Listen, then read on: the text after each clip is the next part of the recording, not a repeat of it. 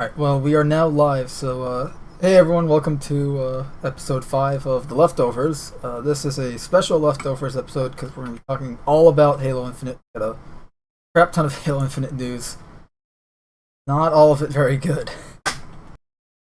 So, let's start with last week. So, for anyone who isn't aware, last Friday, 343 came out with a video development update. Talking about all this, how the technical flight, the flighting that went on in July, how that went, and the things they learned from it, things they addressed, such as the GeForce GTX 900 series cards, how the game would just not run on anyone using those cards. They addressed that. They learned from it. Apparently now that's been solved, supposedly. But the main takeaway from it was no co-op and no forge on release. So, and we did get a release date today, or was it yesterday? We got a release date this week, so Halo Infinite will be releasing on December 8th, 2021, and it will be releasing without co-op campaign and without forge. There will be co-op multiplayer, but there will not be co-op campaign. Of any kind. No split screen, no online co-op. No co-op campaign of any kind on launch, and no Forge. They said that Forge was going to be pushed back 6 months after release, so as part of their Season 3. So if anyone doesn't know, Halo Infinite will be having seasonal updates every 3 months as part of their Battle Pass system. And Season 2 will have co-op campaign, which is 3 months after release. And Season 3 will have Forge as these 6 months after release. In other words, welcome to yet another live service game where you get bite-sized chunks for full price game. Yeah. And, it's reminiscent of what Bungie is doing for me, so I don't know. 343 did say the reason for this is co-op campaign and Forge are currently not at the level of quality that they want it to be, so they're pushing it back as opposed to releasing it, half finished. Which that's great, but at this point, everyone, and I mean almost everyone, is saying release the game, delay the game, because and I guess the big thing for me is like, if that was something that they knew they were. Obviously, I guess because we all know that they pushed back the release date of the game last year from last Christmas, right? Right. So the original release date. So it's already a year delayed. Yeah. Where were these issues when they delayed it last time? Like, why is it still being delayed? A whole year to sort through this stuff. I tremble at what the game would have been like if it released last year. Seems a little silly. Because for anyone who doesn't know, Halo Infinite was originally supposed to release holiday of 2020. It was supposed to release with the Xbox Series X and Series S as part of it was a launch title originally. So it was going to release, what was that, like November 12th of last year? That's when those new consoles launched? So it would have been November 12th. What they did with the original Xbox and Halo, right? Right, that was supposed to be mimicking that. But now they're really, really dedicated. It's been part of all their marketing, especially with the new Gamescom footage. They've been really pushing the 20th anniversary of Halo. Halo CE came out 2001, so 2021, it's 20 years. They want to have Halo Infinite drop on the 20th anniversary of CE, and that's probably why they're not delaying the games. They want, it's on all the marketing. They want to have it be on the 20th anniversary. They can't not have it, type thing. Whether that's a good thing or not, honestly, I don't care. You can still celebrate it without having a game launch on that day, but at least that's the reasoning behind it, behind why they're not delaying the game itself. Why they're not delaying again, yeah. But yeah, originally it was going to release November. I think it was anywhere between November 12th or 14th or whatever. Within those 2 days, it was supposed to be 3 days span. Halo Infinite was supposed to launch then last year. How crappy would it have been? Yeah, that's what I'm saying. If these were issues and stuff they had to delay for a year ago, why is it still a prominent issue that they have to delay for still? they've had a year to, because in my mind, right, at least, if the game was supposed to release last year and they had to delay it, and it's again being delayed a year after, then how close to the game, or how close to being finished was the game last year? Based on what we saw in that demo, and given that demo, yes, was an older demo, when we saw it in, remember we covered that July campaign demo? Yep. But even then, like, that was not something that looked ready to ship. Yeah, it doesn't give too much faith in 343, and I mean, I don't think they've already had a lot of faith to begin with.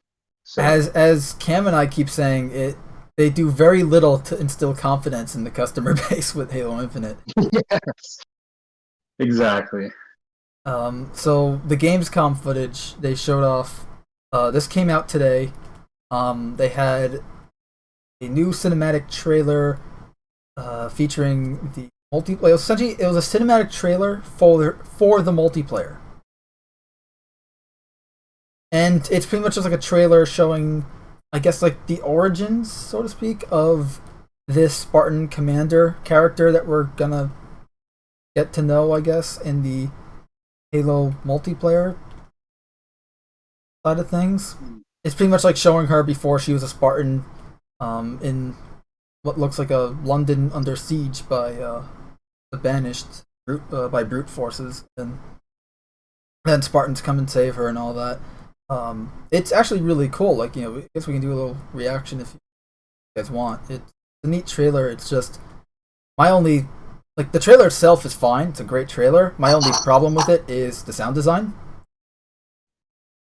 which is the same, like, and the sound design problems are the same one I have with the game itself from what we've seen so far.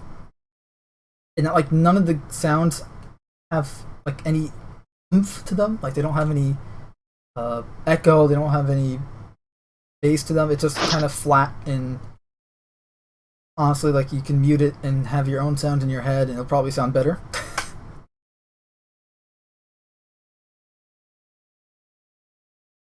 But and the trailer itself is like, it's just a cool little trailer.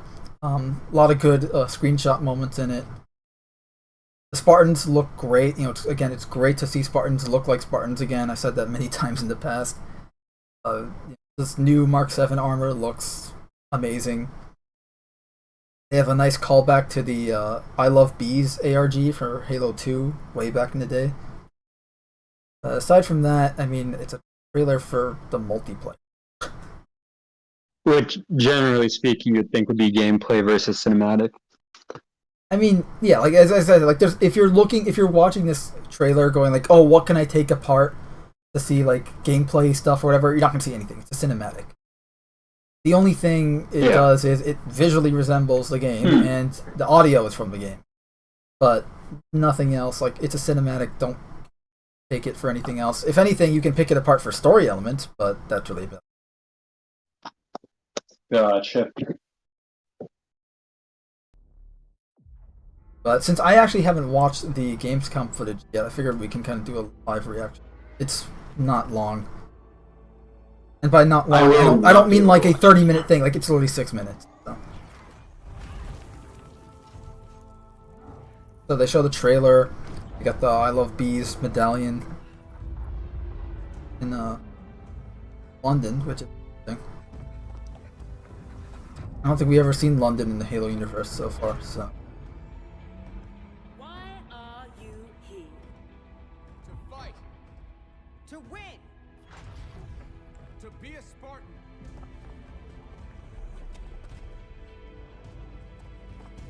Like, visually, it's very like, my first thought when I saw this was, oh, it's very much like Halo 3 ODST New Mombasa vibes. Deference in Darkness type thing. It has that feel, like, and that's good. Feels like Halo, looks like Halo, doesn't quite sound like Halo. But again, it's a cinematic, and at least it gives me hope for the campaign story. Like, if they have this feeling of Halo in just this little cinematic, maybe the campaign actually feels like a Halo campaign for once. In times of But darkness, we are hope. I mean, it's a freaking mechanic. Hell, I completely forgot Gamescom even existed until yesterday. Yeah, I haven't watched any other stuff. Well, probably use. And together, Yeah, Gamescom's kind of been off my radar ever since CIG stopped attending. I'm gonna be fully honest. Like, I'll watch things here and there, but I don't follow the event as closely as I used to. I can't hear you. Yeah, it's not like E3 where you'll sit down and watch the entirety of E3 or something like that. Actually, it was the other way. Usually I'd watch the entirety of Gamescom, because E3 I'd pick which conferences I want to watch, whereas Gamescom would kind of watch all of it, because they usually show gameplay. To tell us more, I'm excited to welcome Joseph Staton, the head of creative for Halo Infinite. Hi, Joseph. How you doing? Jeff, how you been? It's great to be with you in person. Yes, thank you so much for coming down all the way from Seattle. I know Yeah. you guys are working very hard on the game, Yep. but you made the trek to Opening Night Live, and it means Thank a lot to us. What did we just see there? So that was the introduction to Halo Infinite multiplayer's first free-to-play season, where you'll meet Commander Agrinia, the leader of a whole new generation of Spartans. And Agrinia is a key character as you begin your own personal Spartan journey that will continue from season to season. Well, it looks great. Speaking of multiplayer, Yep. the tests, I was playing a couple weeks ago. Tons of fun. I know. Oh, did you play? Yes, That's and great. the team had, I think, a lot of great feedback from the fans. It's real, and I think everyone wants to know, how is development going on the game? Yeah, well, like you said, we started flighting our multiplayer earlier this month. And I gotta say, it was great to see the positive reaction and all the energy that came out of the test. And I just want to thank everybody for jumping in and playing. At the same time, we're putting the finishing touches on our most wide open and adventure-filled Halo campaign ever. Yes. And today, I would Finishing touches, Joe? Really? Finishing touches would imply that it's complete. like to announce that Halo Infinite's campaign. Yeah, it would imply that it's finished. will launch Look, I mean, I'm gonna. I feel like I have to put almost like a disclaimer here, but we the three of us of all people know just how difficult game development can be, and we're witnessing it. Some of us have even had some experience in it, but we know it's a very difficult, it's a very time-consuming, strenuous, and sometimes thankless endeavor. Game development is not easy. It's not for the faint of heart, and it's not for the weak-willed. But at the same time, you have Yeah, I mean, say all that, but also say that you would like them to be more transparent on what's actually going on, because when you look at something like Halo Infinite, where they say it's going to be released, like I said, last year, and now other stuff is being delayed. right. It's the expectations you're setting for yourself and for your customers. Exactly. And Like, we understand that it's extremely, extremely hard to develop a game, but we're not but don't everyone. set the expectation extremely high and then underdeliver, because well, We're also not you're gonna everyone. end up like yeah. Like, other people don't know how difficult game development is. They think it's like whatever. Like they think it's an easy thing or whatever it is, coding. And I mean, I don't know. I'm not going to try and get into people's minds. I'm just stating that not everyone knows everything. So not everyone knows that game development can be very difficult. And they probably think, oh, they had 6 years to work on this game, right? Why isn't it out? Why isn't it done? Why isn't it complete? Why are they repeating Halo 5's mistakes? And they're valid questions, because this is the largest Halo, at least reportedly from 343, the largest Halo game ever. But from what we do know, like the facts we do know, is that this is the only Halo game that's taken more than at most a few years. Like, Halo games are usually not in development for 6 years. Halo 2 was made in the span of a few months. I would argue that's because no other Halo game is trying to do what this one is. I mean, the Right. other I'm Halo not. I'm not games trying to were- belittle it. I'm just saying that this game is definitely been in development for longer than others. I'm trying to. I guess I'm trying to do devil's advocate as well as like point out the flaws, but like Halo Infinite,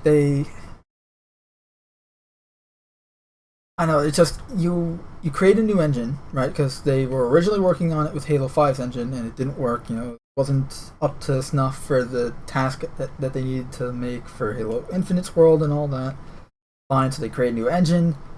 Then we see the teaser trailer in 2018, June 2018, right at E3, and I don't know. I'm based on what we've seen, based on what we've heard, based on the in-house changes, like Joe Staton, who's now the head of creative at 343, he came on in July of last year, or something like, or maybe not July, but he came on late last year as head of creative. No, he came on as campaign lead, and then got promoted to head of creative. So, like, there was a massive change up in the direction of the game from last year, late last year. Then we have, all these new trailers and stuff. It's like, and all this news of, the campaign not having co-op on launch, and no Forge, and repeating Halo 5 mistakes, and live service this, live service that. I would not be surprised if in, say, like 5 months, 6 months after release, we get a Jason Schreier style expose talking about how Halo Infinite's release, Halo Infinite's development was a mess behind the scenes, and how there was like in-house struggle to make the game, and like how they only started the real development like 2 years before the game was released, and all these like creative changes and conflicts inside the studio itself, and all sorts of other problems. I hope I'm wrong, but how many games have we heard the same type of story so far? Together. I would like to announce that Halo Infinite's campaign and multiplayer will launch together on December 8th this year. December 8th, it's real. There Coming it is. this holiday, just as you promised. Well, I know you and the team have been working so hard to land this, and exciting that campaign and Yeah. multiplayer will both be coming this year, because it's kind of an important year. It's the 20th anniversary of Xbox and Halo, right? That's right. It's a big year. And for this 20th anniversary, we might have something a little special up our sleeves. Oh, okay. Well, shall we take a look? Why don't we? Let's do it. Get ready. All right, so they're done, I guess, for now. But yeah, so we have the release date. It's December 8th, and it's both campaign and multiplayer. As though it's abnormal for campaign and multiplayer of the same game to launch on the same day. I don't know, the way they worded it was just kind of weird. Like, really? I mean, in this specific case, Halo Infinite's campaign and multiplayer do seem to be two different games. But whatever. So now they have a special Halo Infinite controller. I also saw some things of a Halo Infinite Xbox Series X console. Oh, they come back.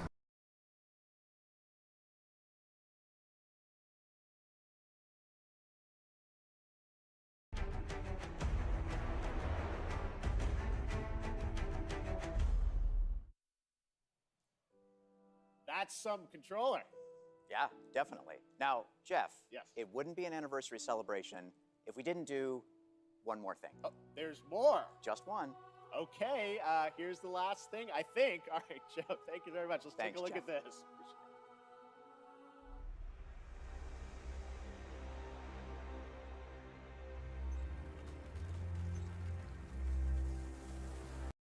Yeah, so they're done. So yeah, that's... I don't know, it's just unfortunate, because you have... Like, I want this game to do good. It just... Halo Infinite launching with no co-op campaign let alone Forge, but like, or I should say the other way around, but specifically co-op campaign with not coming to launch, I do think is going to really hurt the game. What do you guys think? You think it's gonna hurt the game? I'm not sure. I haven't really been into co-op campaigns that much. I'm fine playing a campaign on solo.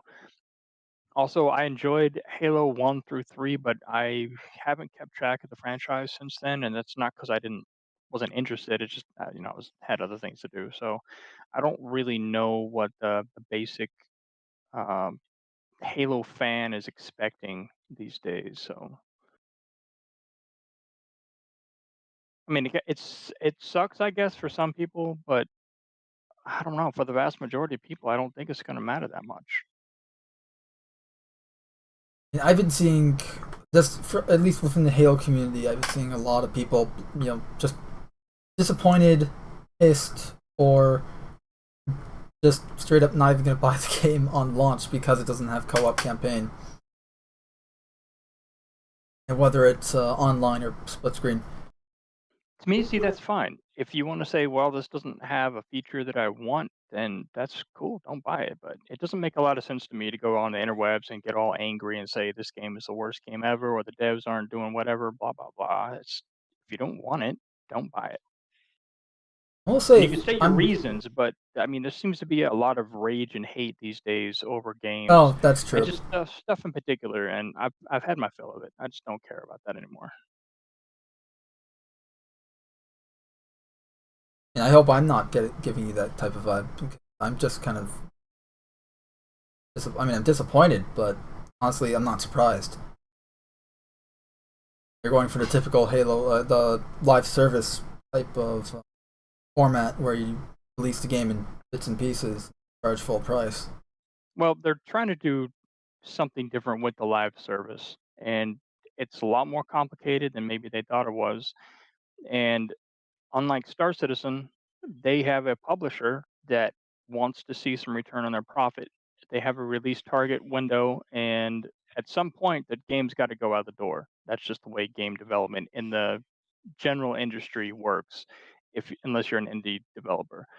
So, I mean, they've been working on this game for a long time. They have a product that they can ship. So, I mean, the Microsoft here is saying, "Hey, get out the door what you can get out the door. We need to start making some money off of this product." So, people might not like it, but at the end of the day, games are made for a profit, and if there is no profit, people wouldn't make the game. So, that's kind of where I stand. Coolios?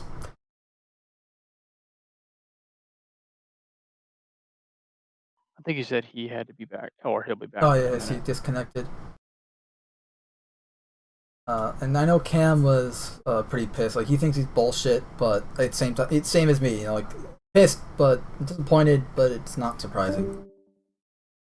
Like I can even quote, Cam sent me. He said, pretty much it's standard now with how developers are focusing more on multiplayer to make games as a service as opposed to ever actually doing a proper beta test and.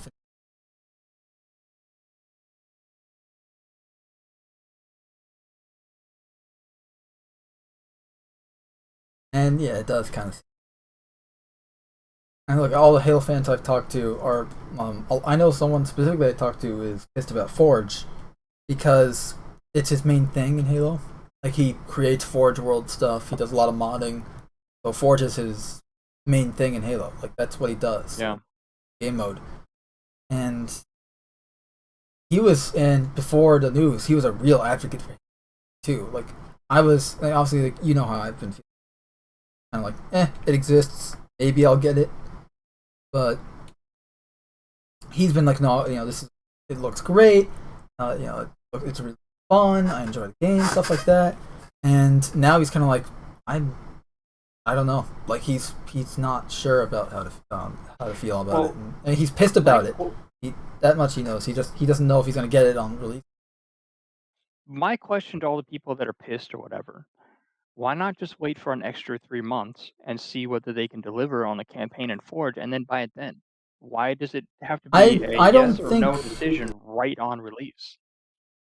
I think a lot of people are doing that. I'm not trying to say like, oh, they're gonna get it and then be disappointed. Like, no, the game's not out yet, so you can't say people bought it and then complaining about it because they bought knowingly an unfinished product. I think a lot of people are just voicing their concern because they have the ability to.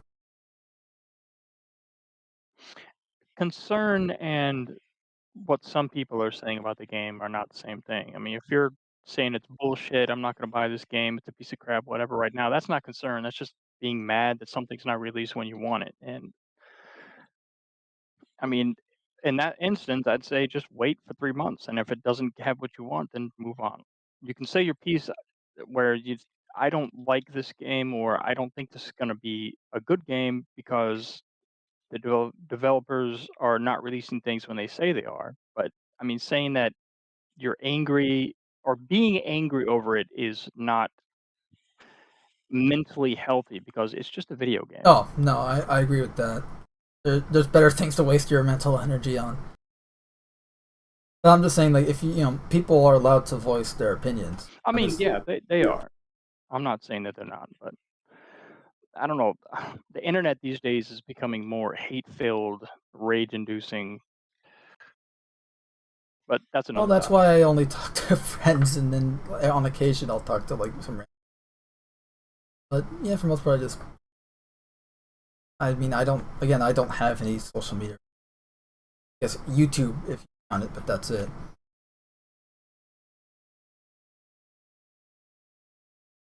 It's honestly, look, my opinion on this is it sucks.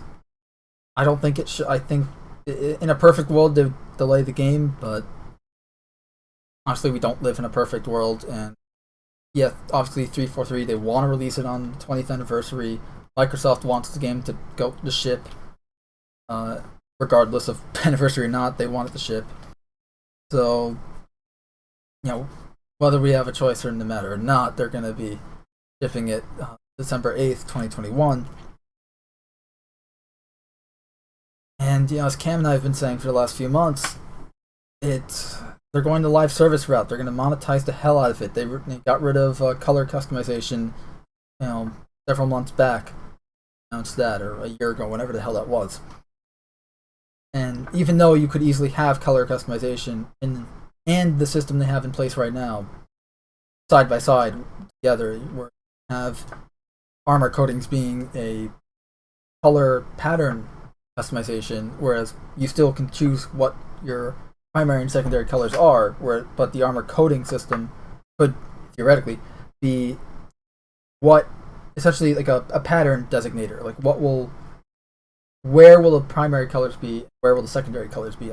That's what the armor coating could be, and yeah, they can monetize that, whatever, but they're not doing that. They're doing what they're doing because it allows them to better and fully monetize the customization feature over my post.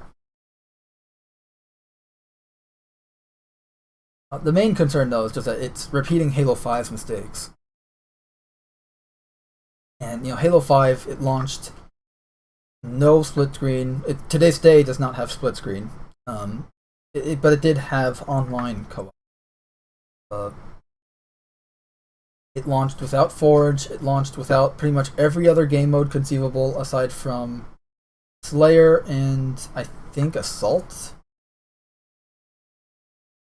I could be wrong on the latter. Like, it was a very viable what the hell is it called? The VIP viable minimum viable something product. MVP, minimum viable product. That's it. But yeah, it was a very simple, like, base loadout type product. Like, there's nothing in it. No infection, no oddball, no griftball, no custom games, Forge. It was a really sad launch. And it took them about over a year to actually complete the game. Every month they'd have a patch that added new quote-unquote content into the game, which was actually content that should have been there on release, but I guess they either released it prematurely or they planned to have the content be released periodically over the course of months post-launch, to then add content and artificially extend the lifespan of the game. But Halo 5 launched with nothing, and it hurt the game a lot. I think it was either mid 2016 or late 2016 by the time it was actually finished. Maybe in 2017 by the time the game was actually finished, complete. There was all the content was there. And Halo Infinite seems to be doing the same thing. They've already said many other features like assassination animations are going to be post-launch content. Obviously, we have co-op campaign is going to be post-launch content. Forge is going to be post-launch content.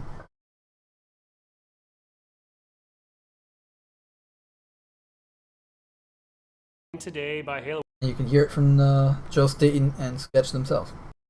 How you doing? Good, I'm doing well. Thank you for inviting me to the hub.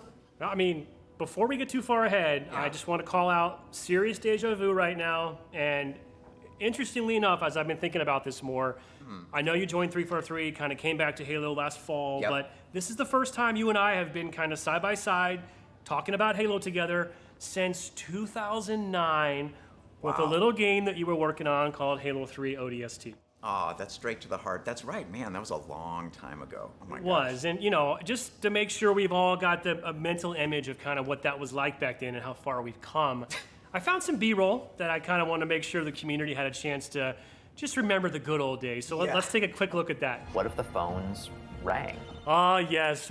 Getting a very 9 archival footage. We sprung it. Depends. I don't know. I think you look pretty much the same. Thanks, It's Brian. just that youthful vigor. Yes, right. Halo is life, right? Yeah. So, Joseph, let's just jump right into this. We just heard from Sam and John. As you know, we wrapped up our big, giant milestone for our first multiplayer tech preview. How do things go? Kind of what are your key takeaways from your perspective? Well, first of all, I just got to say it was awesome to have thousands of people just jump in and play. I mean, as you know, the team's been working on this game for a long time, but getting a whole bunch of players to jump in, see what we've been working on, check out new maps, mix it up with the bots, even get in a little bit of PvP, which was awesome. That excitement to see our fans having fun was just a huge emotional lift for everybody at 343.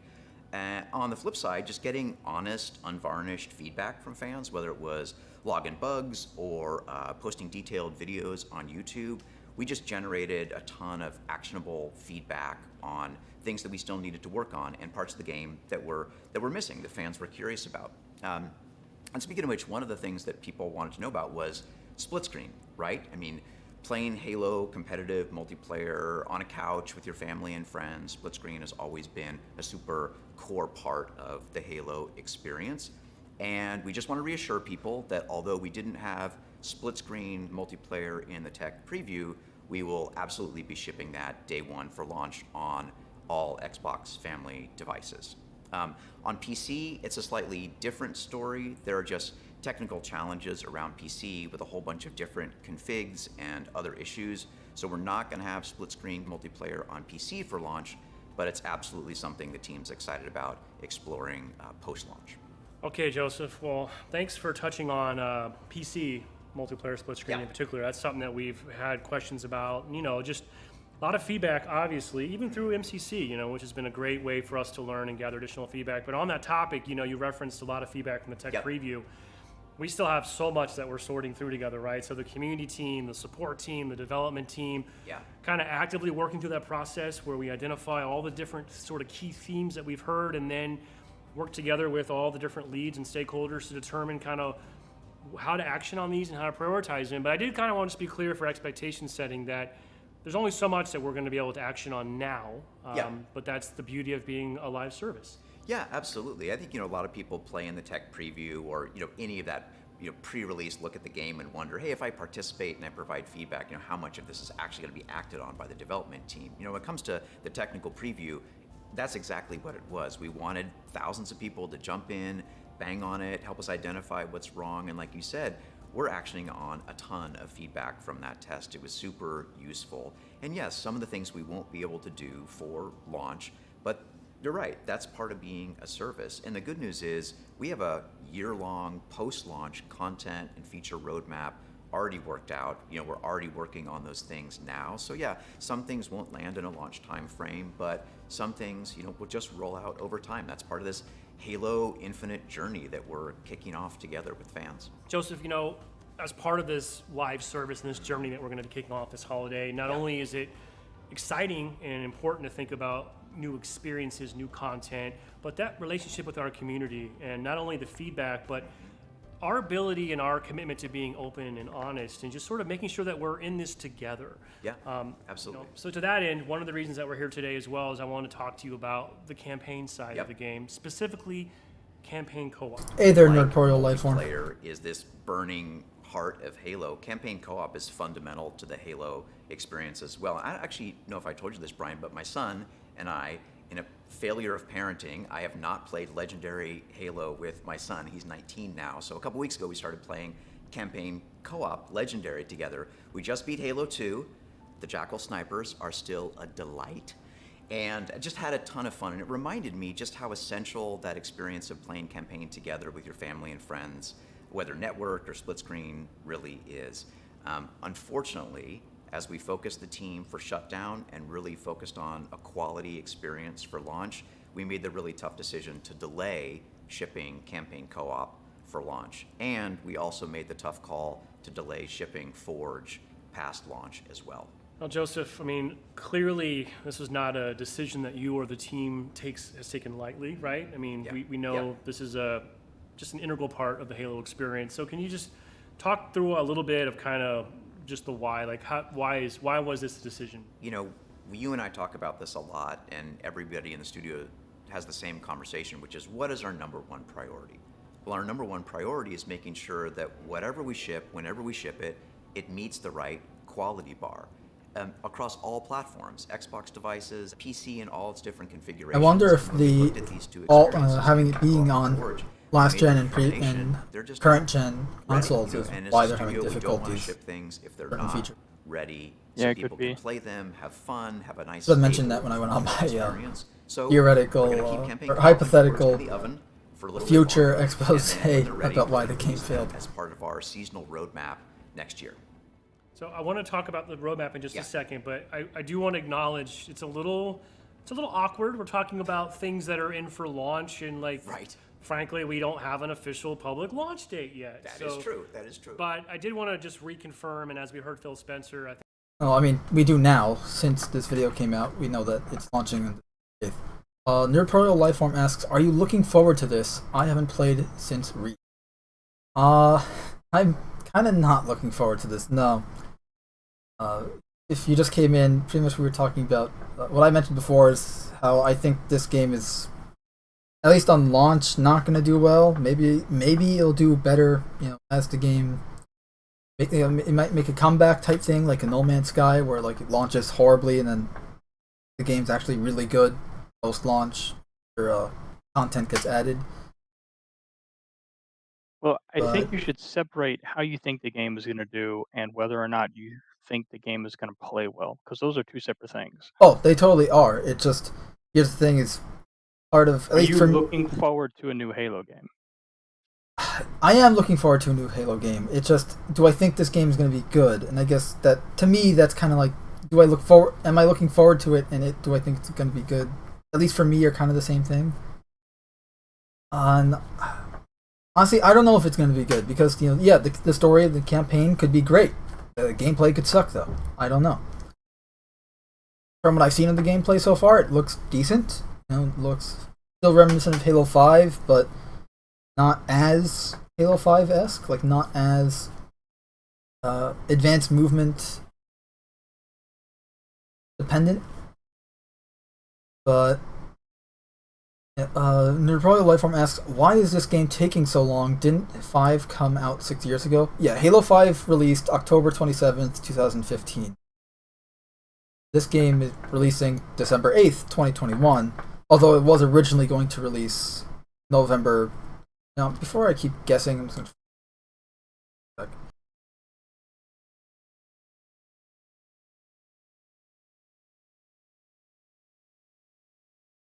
November 10th. So Halo Infinite's original release date was going to be November 10th of 2020, but after the disastrous July 23rd campaign demo they showed off, they pushed it back a year to December 8th of 2021.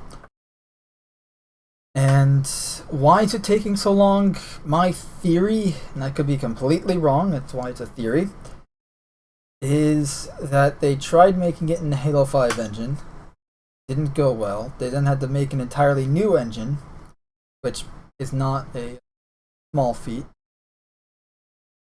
Then, in making that new engine, they had to advertise, they made a trailer and all that. I think it's possible they made that trailer before they actually had an idea for what the game was going to be. That 2018 trailer. Entirely possible.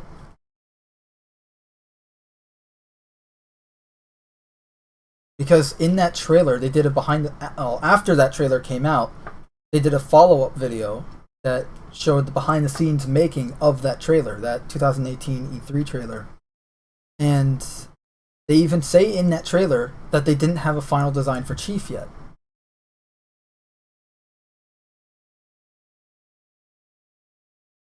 And it's possible that the real development of the game, not pre-production stuff, but actual development, didn't start until 2018, not early 2019.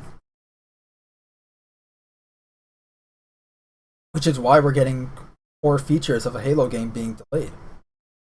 Or, I mean, you could say delayed, you could say being cut out and served back to you on a silver platter with the season pass thing as part of their live service model.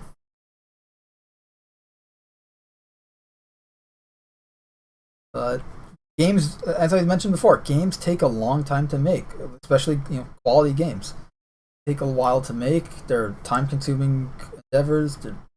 It's a really difficult thing to do. So I can understand the length of time it takes. I'm just more concerned on the quality of the game itself. Especially after the technical preview and all the glitches. Like, they knew a lot of those glitches were going to be in when they launched the flight. And knowingly invited guys like me who had a GTX 900 series card, like they knew my, they had my DX diag file, like they knew I was using a GTX 970 card, and they invited me to the flight anyways, knowing that GTX 900 series cards wouldn't run the game. Like, it was even part of the known issues, but they knew anyways and didn't care and released it. So that begs the question: what else won't work? And with the new information on core features like co-op campaign and Forge not launching with the game, also begs the question: what other features are not launching with the game? Are they not launching Infection, Oddball, Griffball, SWAT? I don't know. Probably gonna launch SWAT. I can't imagine. I think he made a reference recently, like this game. Like from what we've heard, it seems that the multiplayer, at least this is just my opinion, but it feels that the multiplayer is more the focus of this game compared to the campaign. Especially with the free-to-play model, or the free-to-play model and the live service type of game. It just feels like they're more concerned with the multiplayer and monetization and lifespan of the game in that regard versus the campaign quality of the gameplay and the story. Is definitely, we're committed to releasing this holiday. Yes. And we're pretty close, I think, to we're just working through some details right now on kind of what that real date is, right? Yes. Campaign and our first season of free-to-play multiplayer, we just have to, like you said, work through a couple more details, and we'll be talking about our actual release date. Kind of timing. Ship campaign. So they already said the release date. We just covered that. Season 2. Plus a season is about 3 months. That's our goal, is to ship a season every 3 months. So when it comes to campaign co-op, our target is to ship co-op in Season 2 about 3 months after launch, and then our goal is to ship Forge in Season 3, which would be about 6 months after launch. But of course, all these plans are subject to change as we dial things in, but that's our goal right now. For sure, and you know, a part of having this open and honest dialogue with our community is as the game team makes progress and development moves forward, we'll be able to provide updates and just sort of keep folks abreast of how things are going. Absolutely. Also should give a shout out that my understanding is Halo Insiders would have the opportunity to participate in some hands-on Forge ahead of release through flighting, similar to how we've been doing the tech preview for multiplayer this year. Yeah, that's absolutely right. And I think when it comes to Forge, I mean, maybe just a little bit more context for people to understand why we're taking a little bit more time with it. So the Forge tool is amazing. I mean, I was around at the beginning of Forge, and to see how it's progressed is really, really cool. And I can't wait to see what people begin to create with it. But as a tool set, it's really advanced, and it's going to hopefully give people the ability to create a whole bunch of new, innovative, novel experiences. But again, there are technical complexities there, and it's just going to take time to get it right. And on the co-op side, I mean, we have the opportunity to play campaign all the time. It's this wonderful, wide open, non-linear take on a Halo campaign, and it's going to offer so much more flexibility to, you know, take down banished bases from all kinds of different angles, to progress through the game in your own way to a certain extent. And at the same time, though, that's complicated when you think about save systems and all the technology that needs to drive this more non-linear experience. So in the co-op scenario, that's even more complicated, and that's another reason why it's going to take longer, just to make sure it's quality day one and people can jump in and play and have fun. So speaking of things taking a little more time, I have to ask, you know, as you and the team were reviewing the status of co-op and Forge, was there ever discussion about potentially delaying the entire game and taking more time to get these in first? Yeah, I mean, we talked about doing that, but where we landed was, you know, Halo Infinite is a live game, so it isn't really ever done, you know what I mean? It's going to progress and evolve from season to season. We talk about launch being the beginning of that journey, but to have a beginning, you need to pick a moment and actually begin, you know? So ultimately, we decided we've been working on this game for a really long time. Our fans have been waiting for this game for a really long time. With solo, campaign, and our first season of free-to-play multiplayer in really good shape for holiday, we didn't want to delay anymore. Let's get started, and you know, we'll continue to evolve from there, season to season. So what is the team actively like working on right now? Like, what is the focus between now and launch? So the team is in what we call shutdown mode, and what that means is essentially a lot of bug fixing, a lot of reviewing the game, playing, looking at areas where we still need work, whether it's on campaign or on multiplayer. And again, the goal is to make sure that on day one we deliver an awesome experience, whether you're playing on an 8-year-old Xbox One or a brand new cutting edge PC. So yeah, we're in review mode, really taking. Also, one thing I should note that I completely forgot to mention before is during the flight in July technical preview, where people got hands-on with the, my brother even got hands-on. He said that the game is fun, it's fine. The Xbox One also had flight during that time, and the console was struggling to play the game. So I wouldn't be surprised if developing this game for, you know, as Joe just stated, an 8-year-old console as well as a now 1-year-old console and PCs, like there's gonna be problems there that probably took a lot of time to solve, if solved at all. So, Nerdtorial Lifeform asks, would you guys ever want to do a stream with me? Talk about whatever.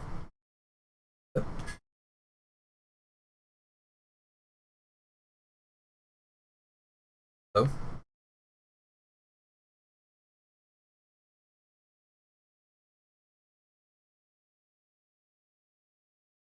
We'll get back to you, Nerdtorial. Taking a close look at the game in the shutdown or polish period. And actually, something really wonderful has been happening recently where For the first time in a very long time, we've been able to gather together safely in person and sit down and review the game together. And we recorded some studio now. I mean, this is Yeah. raw trench footage. So in the update video that they showed off last week, they showed some footage of stuff on screen. You have the opening cinematic here being shown off on Xbox Ones in the center screen here. Like actually another Xbox One on... Okay, these are all Xbox Ones. All these screens.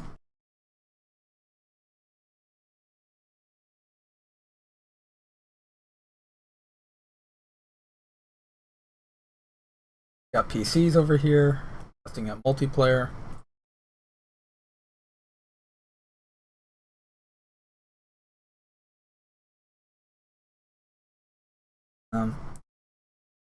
But as I said before, I would not be surprised.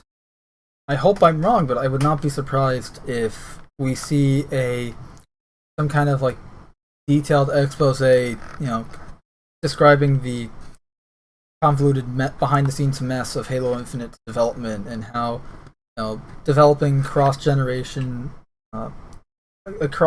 game caused a lot of difficulties. There are creative differences between Chris Lee and why he left, and then Joseph Staton coming on, and just the late start in development, stuff like all these, and all the changes in direction of the game in so late in the game's dev cycle.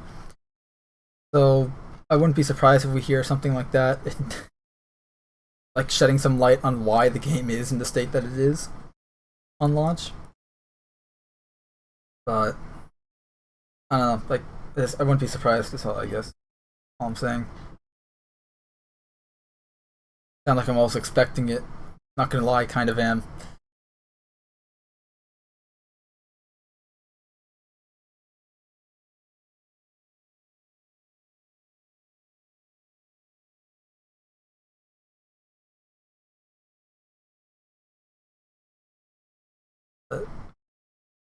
Usurper Daisadi? Okay, I'm not going to pronounce that, I apologize, but Usurper in the chat says, I have mixed feelings. It's going to be huge damage control.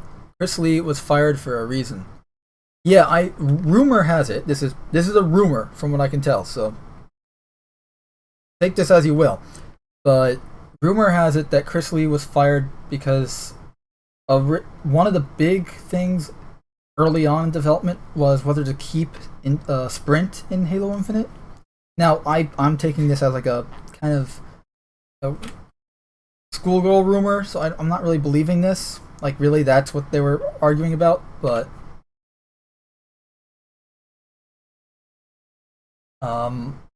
it's supposedly, I guess he might have been involved in that. Like, there's a lot of, I know that he was probably fired for creative stuff. Like creative indifferences in the studio. Usurper. Oh, Dai Kai Dai. Okay, thank you. Yeah, schoolgirl rumor.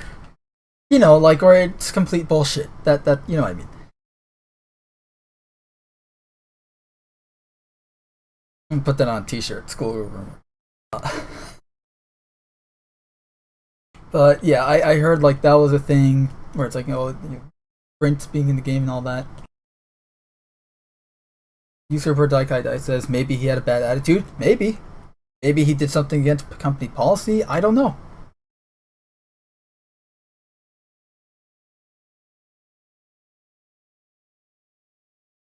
Could be any number of things. We don't know. And that ends up leading to assumptions. And what happens when you assume? Oh, I need a soundbite of that freaking audio.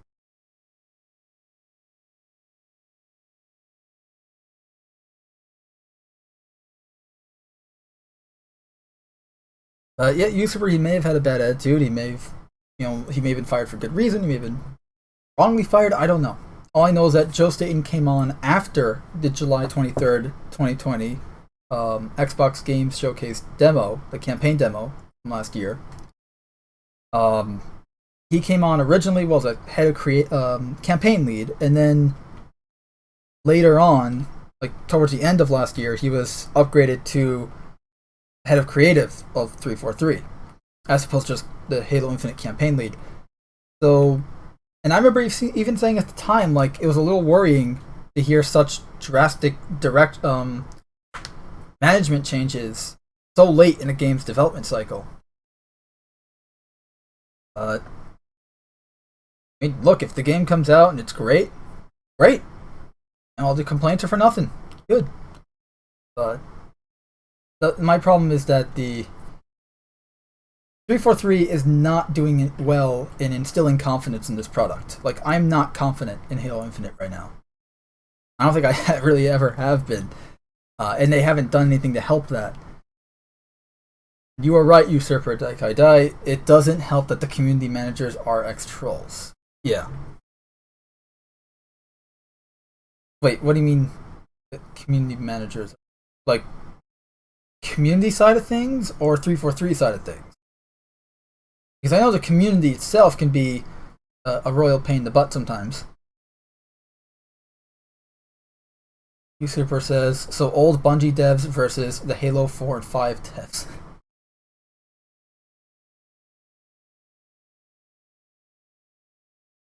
Usurper says, imagine if he was caught leaking. Maybe. Well, when you say leaking... Data, you still there, by the way? Yeah, I'm here.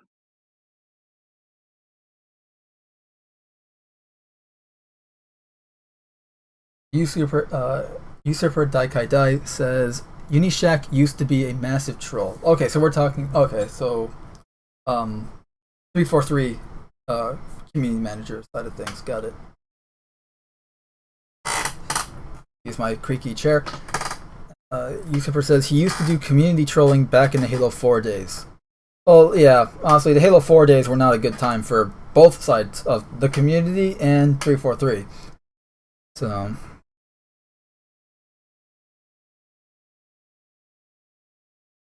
it's, you know, it just kind of, honestly, I'm just a little disappointed in all the new, like, yeah, it's great that we have a release date finally, you know, it's December 8th, 2021, there's an actual date people can look forward to for release of this game, but at the same time, you're shipping without co-op campaign, which is kind of a huge loss. I mean, I've played with the, even Halo 5, Halo 5 is the only game I haven't played co-op. Because it had no split screen and I had no friends, so that had Xbox Ones, so I couldn't play co-op online. And I was not happy with that. That was not a good... I hated that decision. Then again, the campaign was absolute garbage anyway, so it's not like I was... Like, I played it once was enough, I've never played it since. But, you know, Halo 5 launched with all sorts of content missing, and it was very detrimental to the game. Definitely, I think killed the game's lifespan. I mean, yeah, the game's... people still play it, but honestly, like, for me personally, the only thing that was really interesting and good about Halo Infinite was... Or Halo 5. I keep saying Halo Infinite. Halo 5 was the custom games. That was, like, the only redeeming factor of that game. Because of how great Forge was, despite the fact that Forge took, what, like 7 months to get in-game?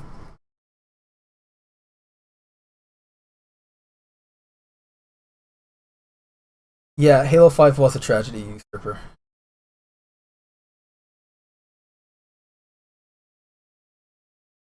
You know what I should have edited? I should have made that edit I said I was going to do with Halo 2, where the Arbiter goes, I will continue my campaign against the humans. No, you will not. Except I will continue my co-op campaign. No. Not. Usurper Daikai Dai says he used to... Oh, I read that. Oh, I don't blame the devs, it's senior upper management who need to figure out what this game's going to be. I think they know what it's going to be. It's going to be your... I hate saying this, but your average live service monetization title that, you know, drip feeds content and monetizes it at the same time. I doubt they're going to monetize the seasonal updates themselves, but they're going to monetize all the multiplayer side of content, like your armor customization and armor skins and weapon skins and stuff like that. And assuming that the prices that were shown in the Halo Infinite flighting during July 2021, assuming those are something to go by for the release game, it was like $2 for some of the stuff, $7 for a lot of it, assuming that 700 credits translates to $7. Because most monetized games, if they have like 700 credits, that's usually $7, hundreds of dollars. So pretty much everything they were asking for is $2 or more, $7 or more. I think the entire I think something I saw cost as much as $8. And that's not going to be cool. Of course, you're going to have people that buy that stuff anyways, because either they're addicted to that sort of thing, or they just don't care, they don't realize. Kids do agree. Whoa. What the hell just happened? Stream has disconnected, attempted to reconnect. Okay, well, I think we're reconnected, right?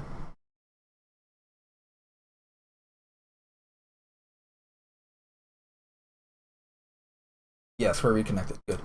No, I do think that I don't blame the devs for this. I don't. I do blame. Honestly, I probably would blame Microsoft, if anything, but it's not like 343 has done no wrong in the past. They're currently 0 for 2 with Halo. And I know people are like, what, 0 for 2? But they've made more than... No, they've only made 2 Halo games. They've released more, but they didn't make them. They didn't make MCC, they didn't make Halo 2 Anniversary, they didn't make Halo Wars 2. Those were all outsourced to other companies. And dev studios. 343 themselves have only made Halo 4 and Halo 5. So, they're 0 for 2. And I don't have any confidence in Halo Infinite. I'd like to. I'd love to say, oh, this game is great, it's going to be awesome, it looks good. It does look good, but that's all. It looks good. And from what I've heard of my brother and from many others, it seems to play well, but again, just like, what's this? I don't know, I need more than that to at least be like excited for it. Usurper Daikai says Halo Reach was the most complete game at launch, despite being very divisive. Yeah, it was. Halo Reach launched full, all content, every game mode, Forge, everything. And then had DLC maps like the Anniversary map pack and stuff like that. But it launched as a complete game. It was the last... I wouldn't say it's the last Halo, because Halo 4 kind of launched as a complete game, more or less, didn't it? I know, it's been a long time, so forgive me if I'm incorrect there. Usurper Daikai says 343 technically made Reach, sort of. Sort of, not really, though. Usurper Daikai says, yeah, Forge was leaked, the campaign was completely leaked, the whole game was leaked. Yeah, I heard about that. That was back in July, right after the flight ended. I heard that the campaign leaked, so you had to be careful. Usurper Daikai also says, people are more excited for Skyrim Anniversary Edition over Halo. Well, yeah, because everyone's, as we said Monday, if you keep taking it, they'll keep dishing it out. Everyone wants to buy Skyrim, okay? Again. Slurring my words.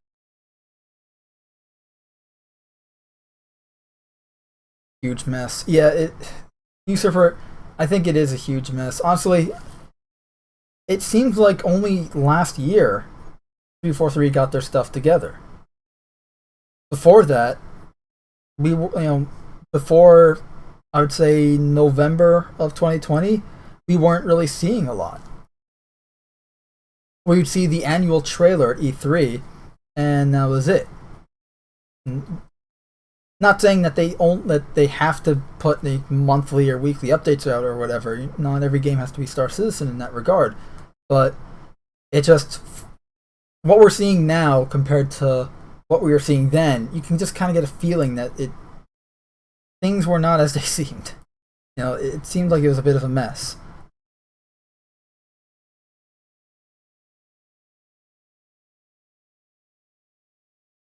I hope I'm wrong, but that's what it seemed like.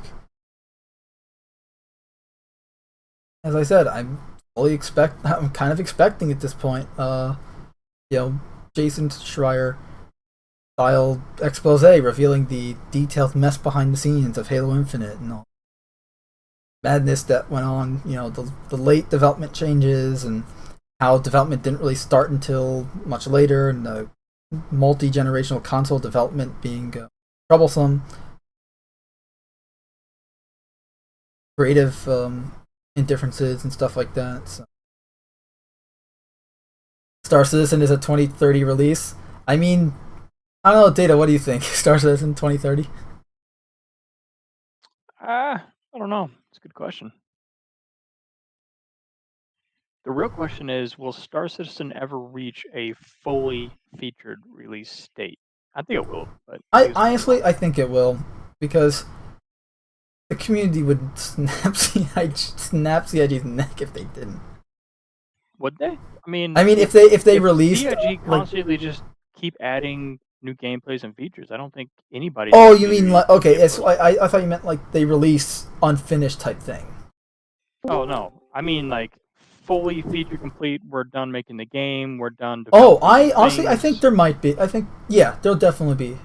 The question is when, but I think there will be a time when it is completely finished. Star Citizen's finally done.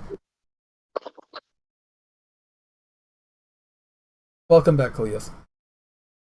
Yeah, sorry about that. How's the computer? I can go check, but my phone's about to die. Oh. So it's plugged in.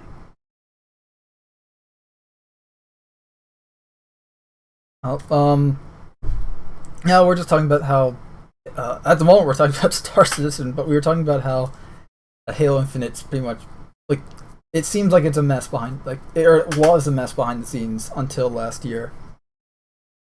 Yeah. Yeah, I think it's probably a giant mess behind the scenes. I mean, and again, I don't think there's any way you could delay a game and then delay a game for a year and then also, not a year, delay a game for 8 months and then also have to delay again without there being some sort of issues going on behind the scenes. I think it's important for people to realize that in game development, everything is generally a mess right up until the game goes out the door. Everything is broken and there's bugs all over the place. That's just the way game development and programming. We're not talking about that. We're talking about the management. Oh, yeah, no, I mean more so like, I get that things will be buggy and everything will be a mess, but if they haven't even been able to implement like Forge or co-op into it. From what I've heard, though, Forge is being outsourced. So I can understand Forge taking a while, and co-op, they're doing the open world, non-linear campaign style versus previous Halo games. So I can understand the difference there and how that can factor into co-op settings. Yeah, but I guess, like I said before, with expectations and knowing where to set them. Right, and that's the thing, though, is that, like, okay, you initially... Yeah, it's just, even, say, forget last year's, the initial November 10th release date, right? The November 10th, 2020 release date. Ignore that. That didn't exist. Yeah. Just looking at the, for the last year and a half, year plus, I wouldn't say year and a half, but the year and like 2 months, we've had the holiday 2021 release date. Now we know it's December 8th, but it was just holiday 2021. So I took that initially as like a November type release date. But I was under the impression that we were going to be getting a fully completed game. Like a typical Halo game, not another Halo 5. I was kind of hoping that, based on what 343 themselves have said, we learned from our mistakes, we're not going to repeat the mistakes of Halo 5. They've straight up said this in previous announcements and videos in like the last years ago. We're going back years now. But like I was hoping, okay, we're not gonna have more of the same. We're gonna actually have a better game. We're gonna have a finished game. Now the more it sucks. 'Cause the more I hear about Halo Infinite, the less excited I am for it. Mm-hmm. Like the less I'm looking forward to it. Like, I mean, that cinematic trailer that we showed earlier, with the Spartan commander, whatever her name is. Not to disrespect the character or anything, I just don't remember what the name of the character is. Agni or something. But it was a cool trailer. I love the visuals of it. I didn't like the hexagon shield pattern. I'm still not a fan of that. I just don't like the overuse of generic dependence in sci-fi today on hexagons. But aside from that, it was a very cool trailer. It was very Halo. It looked Halo. Spartans look like Spartans again. The Mark 7's a really cool looking armor. But it's a cinematic trailer. Like, it gives me, again, it's nice because it allows me to, at least I'd hope that the story, the main campaign story, is of a similar vein, and that it feels Halo, it looks Halo, it's a Halo campaign. As opposed to what we got with Halo 4 and 5, where Halo 4 at parts was kind of like a Halo campaign, but Halo 5, not at all. Yeah, I can't say I've ever played Halo 5's campaign, so... I'm probably the only one here that actually has, and I've only played it once just because of how awful it is. Let me put it this way. The only way I'd recommend Halo 5 to you for the custom game. Because Halo 5 does have good gameplay. The gameplay's fun. It's just not Halo, but it is fun gameplay. And the custom games are amazing. But that's not a reason to get a game. Yeah, no, honestly, I'm really hoping that we don't see this become an increasing trend where they're, rather than releasing a game, they're going to roll it out over a few months. But we already see that becoming a releasing trend. Just look at almost every other AAA game that's come out in the last few years. Anthem, Fallout 76, Battlefield 5. Yeah, it's like pretty much every EA game in the last 5 years, not every Bethesda, one Bethesda game, Fallout 76. Pretty much a lot of the Call of Duties. Ironic. It's funny. We bash on Call of Duty a lot, especially on Monday, but they launch as finished games. No, again, I haven't played a Call of Duty game in years, but yeah, they launch as. Because most of the Call of Duty games are cookie cutter. I mean, they're not adding any brand new features generally. It's just I'm not arguing that. I'm just saying that they launch finished. So you gotta at least acknowledge that.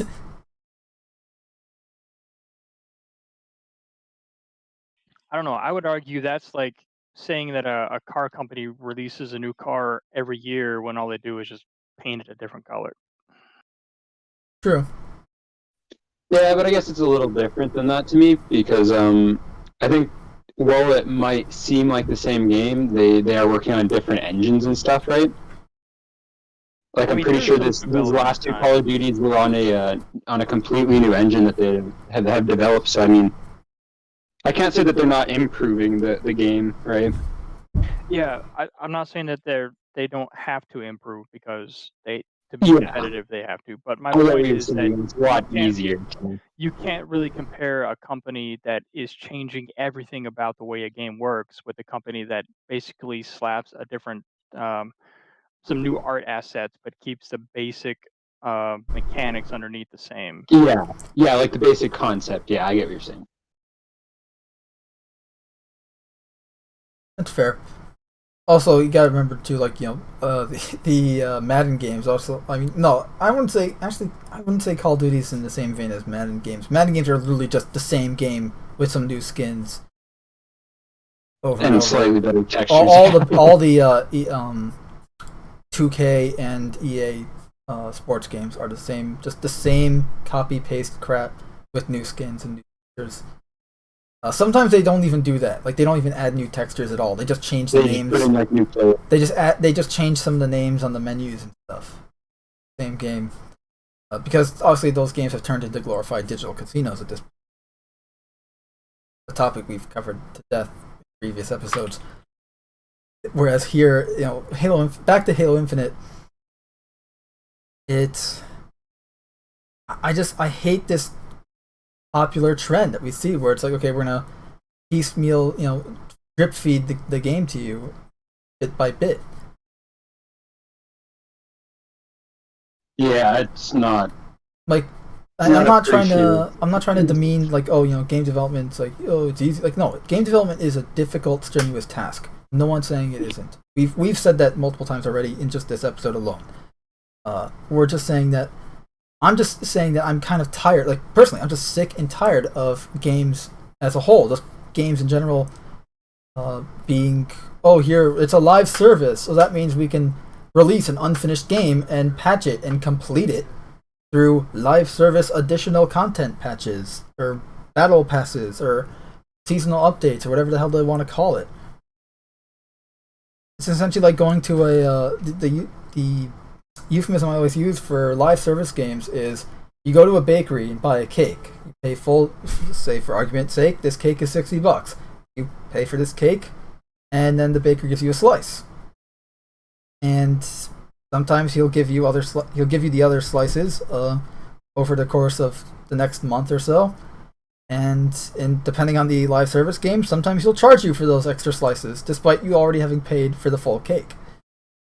It's kind and of then even further than that, despite you saying, hey, listen, maybe just make me the whole cake instead of giving me the slice, I don't care if it takes a little bit longer, they still give you the slice. I heard someone make a similar analogy today when I was talking to them about a restaurant. Like, you're at a table and you order something, and when you're at a restaurant, you order food, and it's not like a set time. They say, it'll be delivered in 10 minutes, and then in 10 minutes they deliver it to you, but it's like half cooked. Like, usually they'll give you a time, but they never actually deliver it on time, or they'll deliver it before.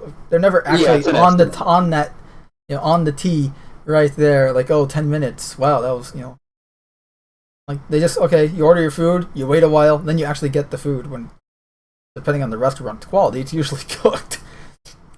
But like, here it's like you're going to a restaurant, you're paying full price, and then the waiter comes over relatively soon with a part of an uncooked meal, and then continues to come in with more uncooked meals. Eventually you have a fully cooked meal, piece by piece, like each piece being more cooked. It's like, but that shouldn't be how it is. Like, I get that's currently this game industry where you're getting live service games or games as a service, aka bullshit games, where you're getting games that are just incomplete on launch, and then they're patched and fixed and whatever over time to the point where a year, 2 years later, they're finally complete. Just because that is the current state of the industry doesn't mean that's okay. Doesn't mean that's good. And for the most part, a lot of... Yeah? I was going to say, I think that's like a big thing with DLC too, right? Is games releasing so for Destiny, for example, I feel strongly that they released Destiny as an incomplete game and then added the DLC on later. Where it's like, it's like that cake analogy where they literally they give you a slice and then they charge you for the rest of the slice, so you eventually have the full game. Exactly. And they monetize each each slice. Whereas I'm sure most people would prefer to just buy the whole cake and then be able to take a slice when they want. Even if it's, say, I'm gonna hate saying this because I know you're in Canada, where say a $70 game is gonna be what, like $100 for you? Yeah, it's like $90. So it's like, imagine would you have bought Destiny 2, for argument's sake, full, complete, all DLC for $80? Oh, absolutely, yeah, 100%. Or for you, $100, 80 American. Yeah, for all the DLC, 100%. But I can strongly say that because of the way they released it, I will never buy their DLC. Well, I remember I bought Destiny 1 when it came out, and I thought it was fun, but I never got any of the DLC or anything. And not just because like of price. It was too expensive for me. So Like, it was a fun game, but I haven't played it since 2015. And I mean, I can kind of understand why game companies are doing, because there's no incentive to stop. They're able to release an incomplete game for full price, and people still buy it. Right. And people still buy the DLC after, or they'll stay for live service, like you said. So yeah, I'm not sure. It's kind of disappointing. And then you have in the case of the live service games, where like specifically Halo Infinite's free-to-play multiplayer, where they monetize customization and literally use the excuse of, oh, it's to, what did they say? I'm gonna remember the exact quote. It is to allow the player to express themselves better, or something like that. And it's like, really? That's why you got rid of color customization in favor of monetized skins? Yeah. And Clueless, I don't know if you you were having audio difficulties before, but I was saying how I came up with an idea during the flight preview when I was watching my brother play. I came up with an idea as he was scrolling through the menu with the customization stuff of how they could have done the armor coatings, which is their pre-made skins for your Spartan. Yeah, I didn't hear that. So pretty much it's, what if armor coatings, you still had like primary and secondary color customization as normal per Halo game, but armor coatings were the color pattern. So like it would designate what and where the primary color would be, and where the secondary color would be. So for instance, you can have so one of the promotional posters for Halo Infinite has a Spartan in gray armor with a red arm, like just a red arm. Yeah. So say that's an armor coating where, okay, it means that your secondary color is the arm and your primary color is the body. So you can have it be where it's okay, but you still have primary and secondary color customization. So you can go, okay, I want green with a red arm, or I want blue with a white arm, or something like that. Because essentially you're choosing your primary color as the body and your secondary color as the arm. So that like armor coatings so much more sense, because what they're doing now, instead of just giving the player something, right, which is what you're suggesting, you're giving the player tools to create something. It's like a customization. It's like a forge for customization almost, like a Halo forge for customization. Really good. Because and what's great is I came up with that on the spot as I watched him flip through the customization menu. It's like, wait, I can come up with this on the spot, and a multi-billion-dollar corporation backing a multi-million-dollar development studio couldn't come up with this at all? The answer, of course, is monetization. But yeah, I was gonna say, like, they're using other games. I just hope they don't do the Riot Games style of monetization, where they charge like $90 for weapon skins. I'm not kidding. Yeah. Or even the Fallout, or even the Bethesda, the Fallout style, where you charge $18 for blue, just the color blue. In Fallout 76, you can literally buy a blue paint job for your power armor that costs $18. Yeah, it's just a little ridiculous. Just a tiny bit. Just a tiny bit. I'm just trying to find that Halo Infinite poster right now, but it's like, yeah, like imagine if you had the if armor coatings were, what designated your primary and secondary placement on the armor. So say you can have an armor coating that's more like you can call it like the Halo 3 or something like that, or H3, I don't know, which would essentially be like, okay, your armor coating is making it so that your primary color would be your body, and then your secondary color would be your shoulders and a stripe on your helmet, similar to Halo 3, or something like that. Like, you can have armor coatings essentially be you can make armor coating something for the player to actually want to get, not forced to get, but want to get. And like I said, it's something where you're giving the player something additional, rather than taking something away and replacing it with something else, right? Because with the other armor coatings, it's they're literally taking away a system that has been working and is favored by players within their game and replacing it with something else. Whereas what you're saying is like I said, adding on to it, right? You're not removing anything from the player. Right. Like imagine in Halo.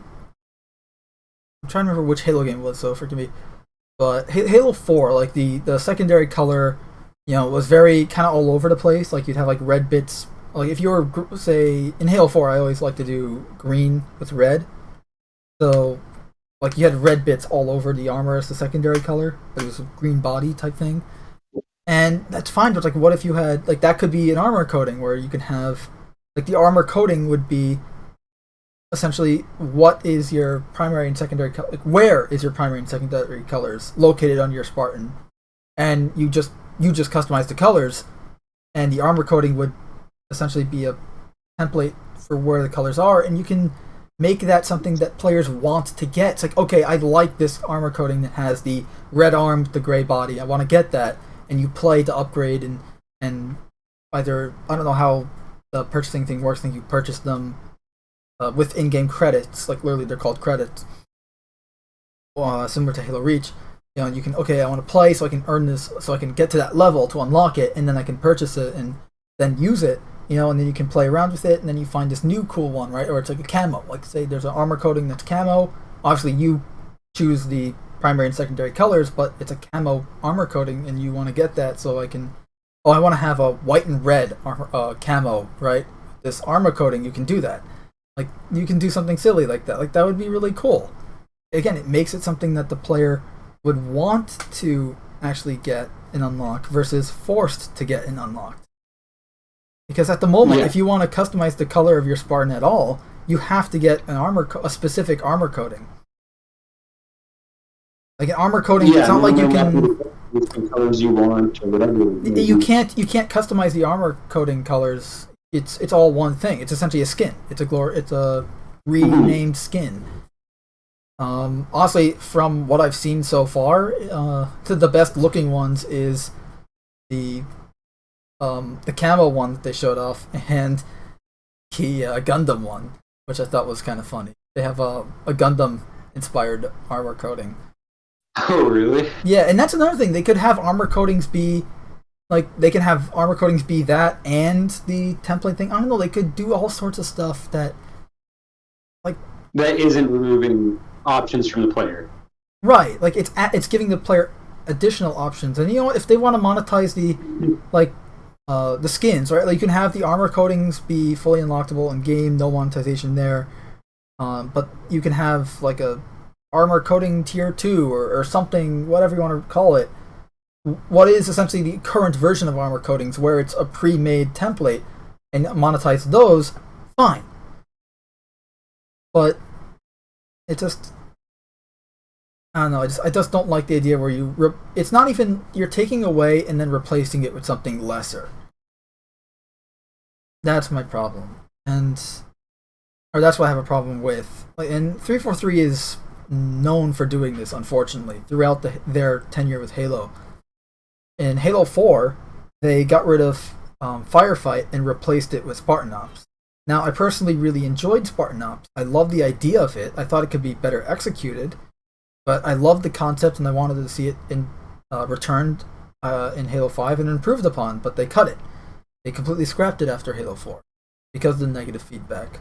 Mostly because it replaced Firefight, which was, in terms of in practice and honestly, it's a horde mode, it was just better received, and it was a better, more rounded gameplay mode.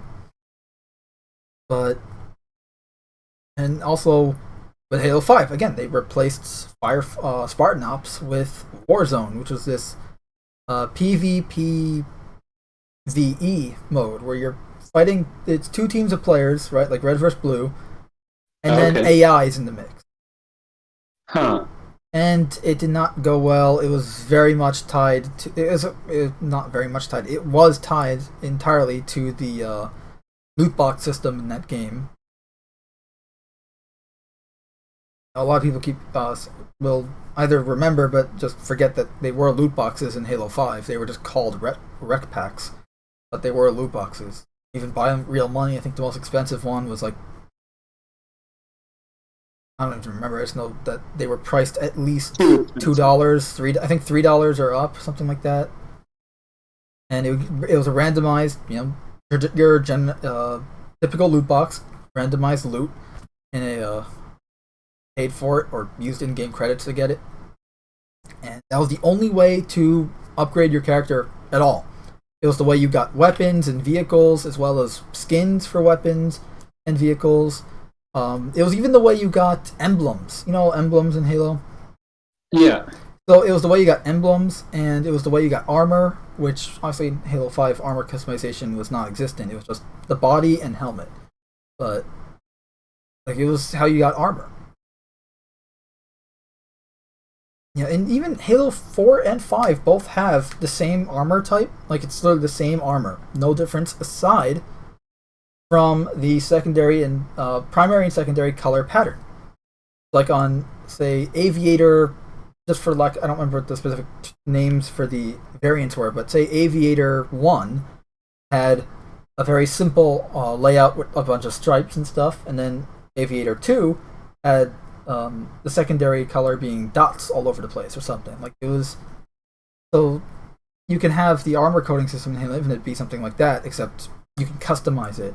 It wasn't tied to the armor itself, but I don't know. That I went off on a tangent on an idea that I thought would have been cool, but it just... Back to the original topic, with Halo Infinite being a free-to-play monetization multiplayer game, at least multiplayer focused compared to the campaign.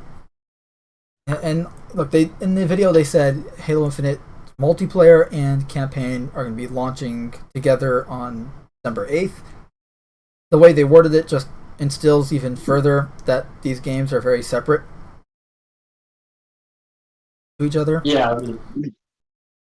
And I don't mean they're completely separate. I'm talking separate games where they're companion games to each other, but they can exist without each other. They didn't need to make a multiplayer in order to release the campaign, and didn't vice versa. Now, that being said, I do hope that they have the traditional Halo type content, achievement content, where you do something in the campaign and it rewards you in the multiplayer, but yeah, that honestly these days... I still think the biggest thing for me is I'm so surprised that they're not releasing co-op, because I know Forge is it's been a staple to Halo games, right? But Forge is a newer thing, but it's relatively newer. speaking. You think about Halo CE to Halo Reach. Those were co-op campaign games. Oh my god, yeah. The main focus is a co-op campaign. So it seems a little silly. I don't know. It just seems so weird. It does. Look, with the exception of Halo 5, because I just wasn't able to, I've played every game co-op. I wouldn't say more so, but I've played every game co-op. The first time I get the game, typically I'm not playing alone the first time I'm playing that game. Yeah, I would be willing to say that I've played Halo campaigns more with other people than I have by myself. Yeah. That'd be a fair assessment.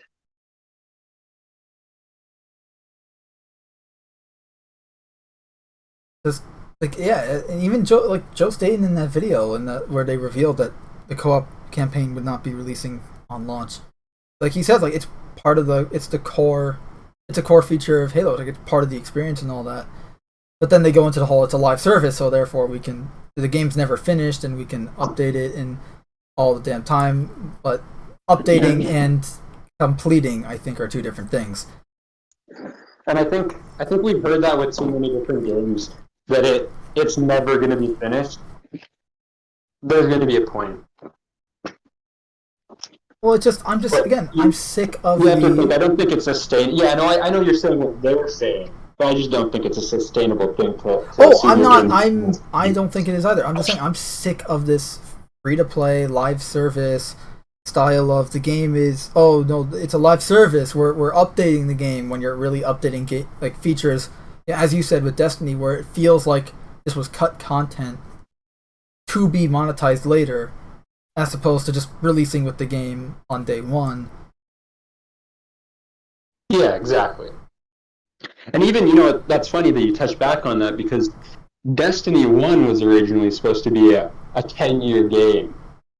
Right. It was supposed to be Bungie's, hey, this is our live service, we're not going to release another game for an extremely long time. And then it lasted for, when did Destiny 2 come out? Destiny 2 came out in 2018, I think? Really? That much later? Yeah, it was a bit so. later. And I'm just going to check Steam. I can just open up Steam and check real quick. So Destiny 1 was September 9th, 2014, and Destiny 2 was September 6th, 2017. So it's 3 years later.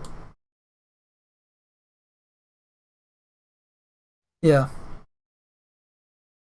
Yeah, so definitely not 10. No. That's the thing is, like all these live service games, every single one of them, it's going to be, a 10-year plan, or the next, in Halo Infinite's case, the next Halo game for 10 years. Marvel's Avengers did the same thing. It's going to be a live service. It's going to, a 10-year plan. This game's going to have a 10-year lifespan or something. That game is on its way to dying. Look at Anthem. Anthem is dead. Yep. That was another 10-year game. I can count Battlefield on 5 was going to be a one 10-year game. That long. And I can count on how many games have tried to replicate that and failed. What games have lasted for 10 years? World of Warcraft and World of Warcraft. I don't know. Path of Exile has been around probably for about 10 years now. But yeah, Path of Exile is a pretty good one. Oh, there's another one. See if I can find it. I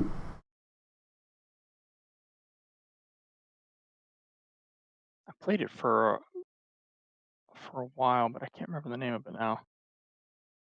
What is it about, if you don't mind? It's like a third-person game and kind of in space. One of the characters or the playable suits is called a Tenno.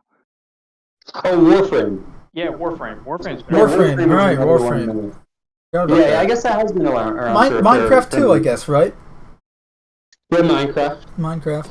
But I mean, that's the thing is like, I get the feeling a lot of those games, well, I mean, I guess I can't say that, because they were released as, like you said, live service games, but... I don't know, was Minecraft released as a live service game? I think it was just released as... No, Minecraft wasn't. Yeah. I think Warframe was for sure. Warframe definitely was. It was free to play. as well.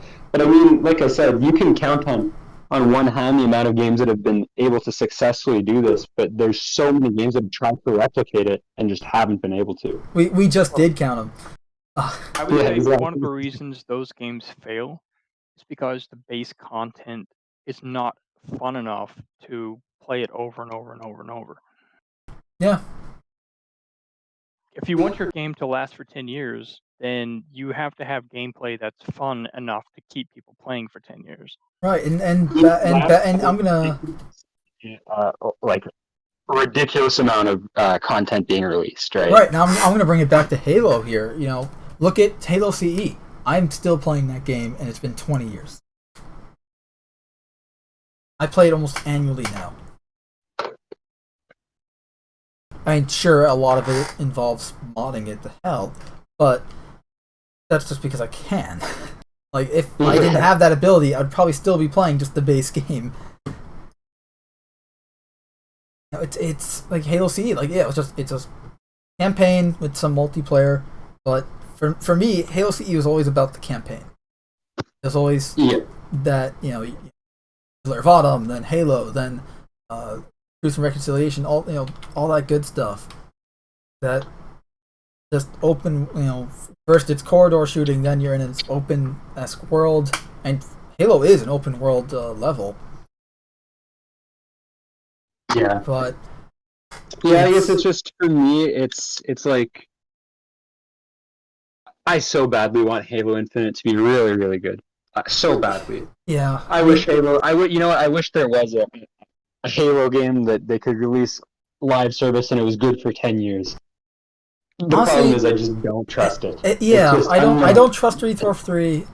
Look, as much like they have done a lot of good things. You know, for starters, the art style. They brought the art style back to classic Halo art style. As I mentioned, Spartans look like Spartans again. It looks like Halo. You know, everything looks good.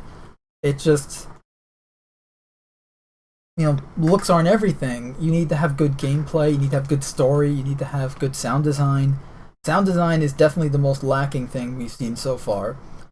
Story, I can't say story because we don't know the story yet. I mean, we know bits and pieces. We've seen a little bit, but yeah, we know bits and pieces, but that's not enough for me to be comfortable in judging. And gameplay we have seen, and it looks all right. You know, again, it looks a lot like, from what I've seen, it looks a lot like Halo. My brother played it and said it's very much like Halo 5. One of my complaints is that, and I've seen people explain why this is. Sprint is in the game, but it's not very fast. And I'm not one of those guys where, oh, sprint can't be in Halo game. It's evil to have sprint in a Halo game. I think it can be done right. It's just, why do you have sprint if it's not really a significant boost in speed? And the reason they have it's because it ties into their sliding mechanic. But why not just have sliding be a feature without sprint if there's no boost? It's at least significant boost in speed with doing sprint animation. Yeah, case in point, Halo Reach, right? Like Halo Reach is, I think, the best example. Actually, I think the best example is Halo Online in terms of how to do sprint, because Halo Online, it had a similar thing to Halo Reach, whereas you had a little meter. It was default like Halo 4 though. You didn't have an armor ability. Like you can sprint whenever, but you had a meter around the motion tracker on your sprint, on your stamina meter, and you would take off. I'm talking like, ideally, the best way to do it is sprint lasts for maybe 2 seconds, 3 seconds, but you can compete with a Warthog. And because it lasts for, or maybe like in that, I'm talking on max, like 2 to 3 seconds. Like maybe it lasts for a second, but you're running at the same speed of like a Warthog or something. You know, this way it gives you a tool, and it has like a 30-second recharge. So that means it's a tool that you can't use often. And this is just multiplayer stuff. In campaign, like make it last longer or something. Especially in an open world type setting that Halo Infinite is, you'd think you're probably not going to have access to a vehicle 24/7. And it's open world, and from at least what we've seen so far, the open world does seem to be pretty big. I would love to actually get that feeling of being a Spartan 2 and running, like the Spartan 2s can run a click in under a minute. Yeah, like extremely fast. They are fast. So, you know, like I want to be able to feel that in a Halo. And how great would it be if you're actually able to run at that, you know, at really high speeds, albeit for a short amount of time, you know, because you got to balance it for gameplay purposes. You know, like say a second or two, you're running at extreme speed. Yeah, make it feel like a sprint instead of a hustle, right? Like like an actual, like a short burst of speed. For a short burst, yeah. And this way it makes it, because in gameplay purposes, it makes it a tool to use. Where you're essentially just it's a tool that if you use it, you can't use it for another 30 seconds. Or even 45 seconds, which means that, say you're in a tight spot, you know, you're being flanked, you can run out of there, right, and find new cover and get your bearings. But say behind that new cover, there's a grunt about to go suicide on you, which means that you either have to improvise real quick there, because, you know, or say there's a grunt, you know, suicide grunt's coming at you, you can run away because you're in the blast radius. But then you're easy pickings for jackal snipers because you can't run away now because you used up your sprint. You know, it becomes a tool that you have to use strategically. If it's a short burst of speed, of intense speed, but it has a long recharge, it's, I don't know. That's how I would do sprints. You're always performing, right? Yeah, that's how I would do sprint. But then anyway, just based on from playing Halo and going like, oh, how would sprint work? I think that's how sprint would work. Is you make it a tool that has to be used tactically, otherwise you're wasting it.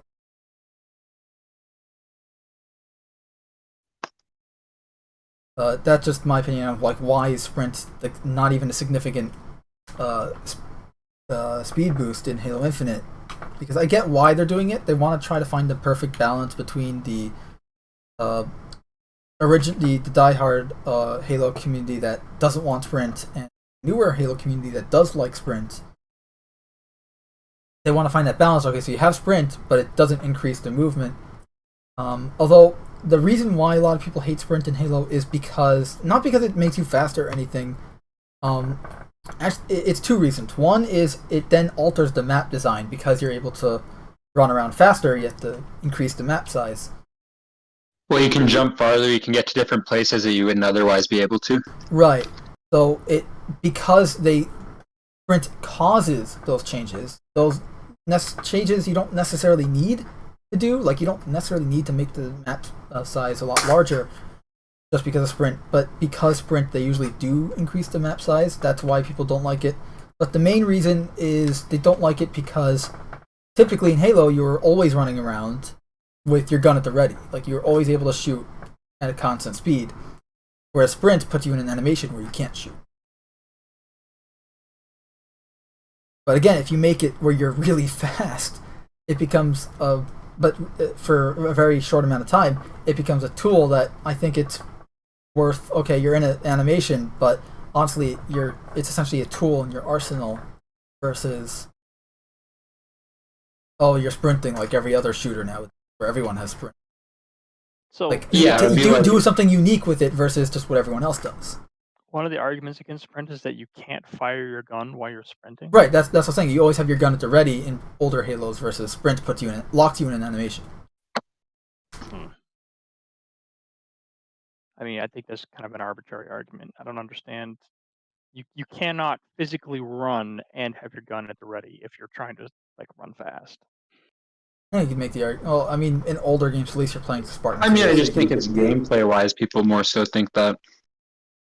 I can understand it from a gameplay perspective, but honestly, I think the best way to do it, sprint, is make it a tool. I think even from a gameplay perspective, the way you're saying and the way they've historically done it is a lot better, because, like you said, then it becomes a tool. It's like, do I want to do this? Do I want to say throw a grenade and push, or do I want to try and run away and take cover? And right? It becomes like anything. It's not like I want to do this and then also be able to like sprint around the entire time I'm doing it. Right, because you wouldn't be able to. You don't have the sprint doesn't last that long. You can cover some ground with the short sprint that I'm I guess proposing here, but you wouldn't be able to run around the map. You'd just be able to get out of a tight spot and maybe find yourself in a new tight spot. But like it's almost like using a grenade. Like, okay, you throw that grenade, now you don't have a grenade. But like, like you find a plasma grenade on the map, like bam, now you have plasma grenades. You throw it, you used it, or you save it for something else. It's like it becomes yet another tool that everyone has. Puts you on it. That's how I would do it. Plus, it allows you to then have that like, oh cool, I'm running really fast like an actual Spartan would. Yeah, I'd agree. I mean, with custom games and stuff like that, like you'll be able to edit that, I'm sure, in the custom game settings and stuff like that. So sure that'll be done. With Halo Infinite, though, like that's just gameplay stuff aside. The Halo Infinite, back to the whole multiplayer side of things and the whole battle pass. Like, we should mention that because like we haven't mentioned this and we probably should, and that is Halo Infinite's battle pass. They're doing it where one season ends, it's season 1, and now it's season 2. You can still do the season 1 stuff. It's non-expiring. Yeah, it's not temporary. Yeah, so. Whereas a lot of the time, companies will do that. They'll time gate it, so there's like the fear of missing out, right? Where I have to play, or I have to spend money on it because I need to get it before it's gone. Right. So they're not going to do that. Which I They're, think positive thing that they're not. no, it is a positive thing. That's why I thought it was worth mentioning, because they do it in MCC right now. Granted, MCC is not monetized, or at least the Battle Pass in MCC isn't. But it's essentially going to be the same thing as MCC, so that's good. I still hate the Battle Pass, though, just in general, for as a progression system. It's a pain in the ass. Because, again, it takes away player option and replaces it with forcing the player to do so. As we mentioned earlier with the armor coatings and my proposed armor coating system that they should have done, they're replacing color customization and forcing you to use their armor coating. Here, they're replacing your traditional armor progression system, like in, say, Halo Reach, right, where you have to level up in order to unlock a certain armor piece, and then you had to earn enough credits to purchase that armor piece and equip it. So with the Battle Pass, Halo Reach had the best progression game for armor and it was a little grindy. All that kind of stuff. It was a little grindy, but the system itself was great. Just lower the prices, the system would be perfect. But that was definitely the best example. What the Battle Pass does is essentially, it means you have 10 items per Battle Pass, right? I don't know if that's going to be the case, but say you have 10 items per little section of a Battle Pass, like 10 little tabs per the Battle Pass thing that make up the season. In order to go to the next tab that has the item you want, you have to get everything in the first tab, which means using your hard-earned points on stuff that you probably are never going to use or don't want. So are they gonna? Did they say they're gonna try and do it as in like a traditional battle pass, where it's like essentially a leveling system, where once you hit this level, you unlock this specific reward, or are they gonna do it what they did with MCC? I think they're doing what they did with MCC. Okay. At least from what I saw in the flight. Gotcha. Yeah, because like you said, then you're going, I want this customization, and maybe I have enough credits to get there, but do I want to waste all them? It's like, and in MCC, just looking back at MCC right now, to recreate my Spartan in Halo Reach, I had to play hours upon hours upon hours, which, I mean, yeah, again, it's an incentive to play the game, but it just feels, it's not as fun when it's like, okay, you have to do it in order to unlock. I don't know, it's just, it would be so much easier if they just used the typical, like the Reach style system where you level up to unlock armor pieces and then you purchase them. But because then it allows you to earn, like, say you don't want to get any of the lower level stuff, meaning that you're saving up your credits. So by the time you level up, you have a crap ton of credits that you can buy all the shit. Yeah, exactly. You're not going, I have 0 credits because I had to spend them on other stuff. Right. I had the choice to not. And obviously, the reason they remove a lot of player choice with the armor coatings and all this, and the battle pass and the monetize, and that's the reason, because of the monetization. They force, it's essentially, if you're not paying with real money, you're going to be doing this, where you're buying stuff you're never going to use or want or need, and essentially forcing you to use up points to then have to play again to get more points. And the points are not, at least in MCC, they're not easy to really earn. Like, you earn maybe 5, you can at most earn 5 points a week doing the challenges. And like just doing the weekly challenges, you'll earn like 5 points a week. And that's assuming you're not doing like the other challenges. Like, you're not earning a lot of points in a short amount of time, depending on, like, it's based on almost like weekly. It's not even based on how much hours in general you play. It feels like you're essentially waiting a week in order to earn points sometimes, and that's annoying. Yeah, you're super time gated. And yeah, time gated, that's the word. And with Halo Infinite, I feel like they're going to do that's the non-real money version of it, where you're earning points to then spend on needless things to get what you want, or you can spend real money to just get what you want immediately. Like, I think that's what they're doing. They're incentivizing real money pay by forcing you to go through the battle pass, which is which is very convoluted and. Mm-hmm. And for the vast majority of people, it's like, do I want to spend the next 300 hours getting this, or do I want to spend $20? Right. And that's I hate that. And that's where they get thing. people. Yeah.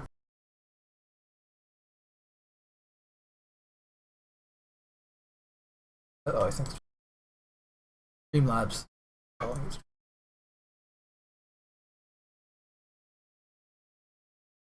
Yeah, I'm definitely hoping it does well. I'm interested to see. I don't have that much. As I said, I'm more concerned. Like we've just talked the free-to-play multiplayer to death, and as you keep hearing me say, I call it fee-to-play because name a free-to-play game that's genuinely free-to-play, not fee-to-play or free-to-pay. I'm more concerned with the campaign, and it was a huge disappointment when I heard, oh, no co-op campaign on launch, because I'll be honest, I was on the fence on getting this at launch. Like, I don't have the money for it, but I was thinking, oh, you know what? If, viewers wanted to see us play, I was thinking of doing like a fundraiser thing on the channel where like we can try to earn money on the channel to get the game for at least the campaign for whichever one of us wanted to play the campaign. We can play it on the channel, do a co-op adventure. But now that co-op campaign isn't gonna be at launch, well, I guess we have time to earn that money now. Yeah. You get a bit of time. Yeah, 3 months post launch, and launch isn't for another few months anyway. December 8th. Yeah, and I don't know, I just can't see myself. Like you said, I feel the vast majority of the time, Halo 3, Reach, ODST, all those games, I first played co-op. I think I've only played Reach co-op. No, I played Firefight once alone, but for the most part, I've always played Halo 3 ODST co-op. Like, it's just, that game, it's just part of the magic, playing co-op. Exactly. And not to say that you can't play it alone. Like, as I play the Firefight alone, and it's fun, it's great. Or that you can enjoy it alone, but it's just, I feel like for fun the vast too, and majority of players, it's the co-op is. I need to explain that you can play a game alone just because I hate the excuse people use for games that are bad. Like, oh, it's fun with friends. Like, yeah, anything's fun with friends. Even like horrible B movies are fun with friends. Ever watch MST3K?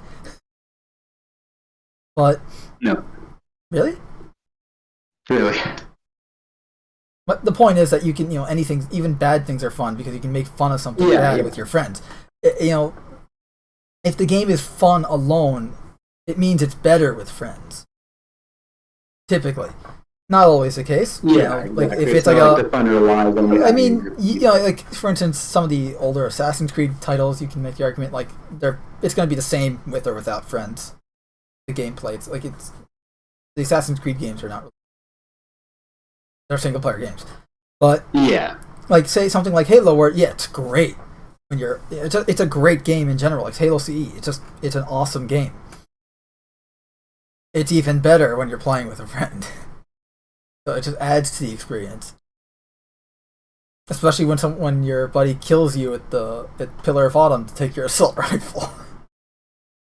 Yeah, and the fact that they're taking that away makes me a little hesitant to... well, at least they're pushing it back. Like, at least they will be adding it. It just... Yeah, I just mean it's on release. I feel like this is going to kill the game for 3 months. Like, and again, I spoke earlier, like, I have a friend that's a huge Forge guy. Like, he does a lot of modding and does a lot of Forge and custom game stuff. Like, he's actually been teaching me a bit of the modding stuff for Halo MCC, which is how I was able to mod Halo 3 to have the Halo CE assault rifle. 60 mags, 15 rounds per second, everything. It works. It's great. But, I was able to do that myself. It wasn't like downloading a mod. And it didn't break the game. Like that's his thing. Like, Forge is his main reason for playing Halo. He told me. And the fact that he's going to have to wait 6 months, give or take, they said that it's subject to change, but that's the goal as it stands right now, is a huge bummer. And keep in mind, generally when they say subject to change doesn't mean it's going to come earlier, it means It later. usually comes out later. Yeah. Generally. I mean, just looking at Halo 5, and look, Halo 5 is Forge. Halo 5, the Forge in that game is amazing. You can do scripting, you can do all sorts of stuff. Like, that's why I said the custom games are the redeeming factor of Halo 5, because Halo 5 is a shit game, except for the custom games. Custom games are amazing because of Halo 5 is Forge. Like, people have created, like, Gmod level death races and stuff like that. Like, full, completely new game modes. Jenga, like a Halo Jenga, it was fun in Halo Reach. But Halo 5 gave Jenga an entirely new meaning. Like, they literally created a Jenga tower that you're jumping from piece to piece, and the player is in an aerial vehicle trying to knock pieces out, and you can have a player hijack the vehicle and then become the new guy trying to knock pieces out. And it's a really fun thing. The death races are just really fun too, because there's a lot of scripting involved with those. One of them was some guy made a custom game mode based on the movie Don't Breathe. Like this horror movie where you're in like some old vet's house and he's like hunting you in your mind or whatever, so you don't breathe. And the map is based on the house from the film. I've never seen the film, so I have no idea if it's accurate, but the map is called Don't Breathe or whatever, and it's essentially infection mode where you have a zombie chasing you throughout the house, and people have to hide and stuff. And if you get infected, you then become just a spectator watching everyone else get murdered. But it's essentially just this murderous version of hide and seek. Yeah. They even did prop hunt in Halo 5. I mean, they've done prop hunt before, but like prop hunt in Halo 5 is a lot better than previous games. I save Gmod. Gmod's still the best version of prop hunt, and it's just really fun. Like the type of stuff you can do in custom games. Hell, look at MCC right now. They just added custom games browser finally, and it's exclusive to Halo Reach at the moment. But people in Halo Reach have already made. First off, the custom games browser in Halo Reach allows people to play mods, and you don't have to have the mod in order to play. Excuse me. But the cool thing is people have recreated Halo 3 maps in Halo Reach. Like the mission, the Citadel in Halo 3, where you have to fight the two scarabs to Marty O'Donnell's killer piano soundtrack. Right as you're about to storm the Citadel and fight and kill Truth and stop him from firing the rings. It's like that map is in Halo Reach now as a Forge creation. People have also created stuff like Halo 2 Scarab is one of my personal favorites, because essentially this giant Forge World Island map that uses the entirety of Forge World, or Forge the island at least. And there's an actual Halo 2 style Scarab on the map. Not literally, but it's made out of like Forge pieces. But you can like go on it. It's a spawn point for it's an invasion. It's part of an invasion game mode. So the elite spawn on it and stuff like that. It's really cool. And essentially, you're gonna wait 6+ months for that type of stuff. Kind of sucks, given that Halo Reach had that stuff on day one. Halo Reach launched with Forge. People were making that kind of stuff immediately. And it's disappointing. Yeah, as I said, honestly, Halo Infinite, I'd love to play on the channel with you guys. You, Cam, and I, and Data, if you want to get in on this too. The four of us can play Halo Infinite campaign. Do like a live stream playthrough type thing. Would be really cool. Because unlike with the other, when we try to do that with the MCC games, we've played those games before. It's nothing new. it's just going to be a bunch of guys having fun playing games. Granted, we should probably do that anyways. Halo Reach is fun, Halo. But with Halo Infinite, we've never played this game before. It'd be like an actual first-time experience for, Spartans just diving into a game that's either really good or really bad. We'd find out on the fly. But we can't do that for another, 5 months? Yeah. No. Well, I guess we'll see how it 7 goes, though. 7 months. From right now, 7 months.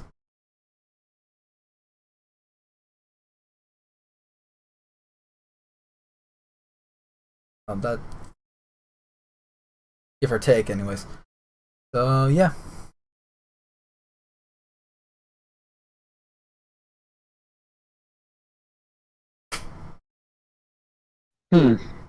So is there anything else we've got to talk about, or?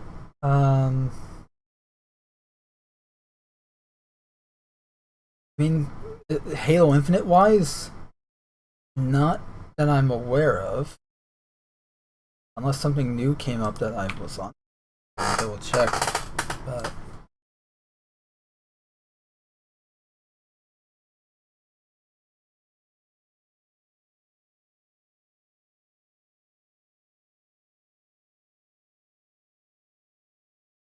Oh, I mean, we showed this off before, but we didn't talk about it. Pretty much they have a Halo Infinite themed Elite controller and Xbox Series X controller. A 20th anniversary edition Xbox peripheral and console. Cool, but yeah, that's really bad. Does it look decent at least? Oh, the console. I can take it or leave it. The controller actually does look really fine. Because I have the Reach console. Oh, and really? I know that I like the Reach console with the controllers, but I especially like the controllers that they release separately from the console. Yeah, so they're doing the same thing here, where the console is gonna come with its own matching controller. Yeah. But there is a separate controller that looks a lot better, so it's gonna be the same thing. Okay, yeah. Well, there you go. I have it playing on the stream right now, where it's. It's Master Chief Green. The D-pad is like gold visor color, and the back of it even has a like 117 plate. No, that's on the front, right next to the Xbox logo. But there's an AI chip art on the back, which I thought was really cute. It almost looked like where the charging is for the. Yeah, except that's on the top. It looks like there's like an that's the actual battery. plate there. I think that's the battery compartment, isn't it? Because the charging is on the. No, I mean, so if you go above that, maybe I'm wrong. Where the cord used to go for the old Xbox 360 controllers. Well, I know I have an Xbox One controller literally on my desk. I use it for my PC stuff because I don't need to have an external program for it, and it's a really comfortable controller. And which is why I love the Xbox Series X controller, because it's the same thing but with an extra button. Oh, okay, It has a 117 literally nameplate here where the Yeah, that's what I'm talking about. Yeah. Oh no, wait, no, because that's not where the charger would be. The charger would be part of the glossy black part on the normal Xbox One controller, which would be. Oh, okay, yeah, I haven't used any of the new Xbox controllers. So the new Xbox controllers are actually really good. I actually recommend them just because they're comfortable, and unlike the PS4 controllers, don't seem to have a lifespan. Like the PS4 controller I was using before my Xbox, like I started using my Xbox controller as my main PC peripheral. The PS4 controller, the conductive paint on the buttons, for anyone who doesn't know, conductive paint is what the buttons have. So on the circuit, so when you press a button, it connects and with the paint and completes the circuit. Therefore, completing the input needed for that button. And okay, you press X, you're jumping. So the conductive paint for buttons like X and square and R1 on my PS4 controller were deteriorating, like to the point where I couldn't fix it. I don't have the means to fix that. So it became a glorified paperweight. Now nothing the works. controller's good. Unfortunately, the PS4 controller is actually really good. It's probably my favorite controller. It's light, it's big, which is good for my hands. I have big hands, and it's comfortable to use. But it does have drifting issues, and it does eventually deteriorate over time. And I don't have a PS4. I bought one for my PC just because I love it. It looks more like a PS2 controller than the previous consoles. Yeah, it's good to know because I was contemplating actually changing it because all I use for my PC is a 360 controller, and I'm recently contemplating. I would honestly, controller would be best. I would get an Xbox One or even Series X controller because just depending on what's least expensive, because they're pretty much the same thing. The only difference is the Series X has a third button in the center. Oh, okay. Obviously, what we're seeing on screen right now is obviously the Elite controllers. That's gonna be a completely different animal. That's like the $1,000 controller that has like 1,700 buttons on the back and front and every which way. But the Xbox One controller is actually pretty good. It's essentially, it solves all the issues I feel that the 360 controller had, which was mainly the heft. The 360 controller had a heft, and it was way too small, at least for me.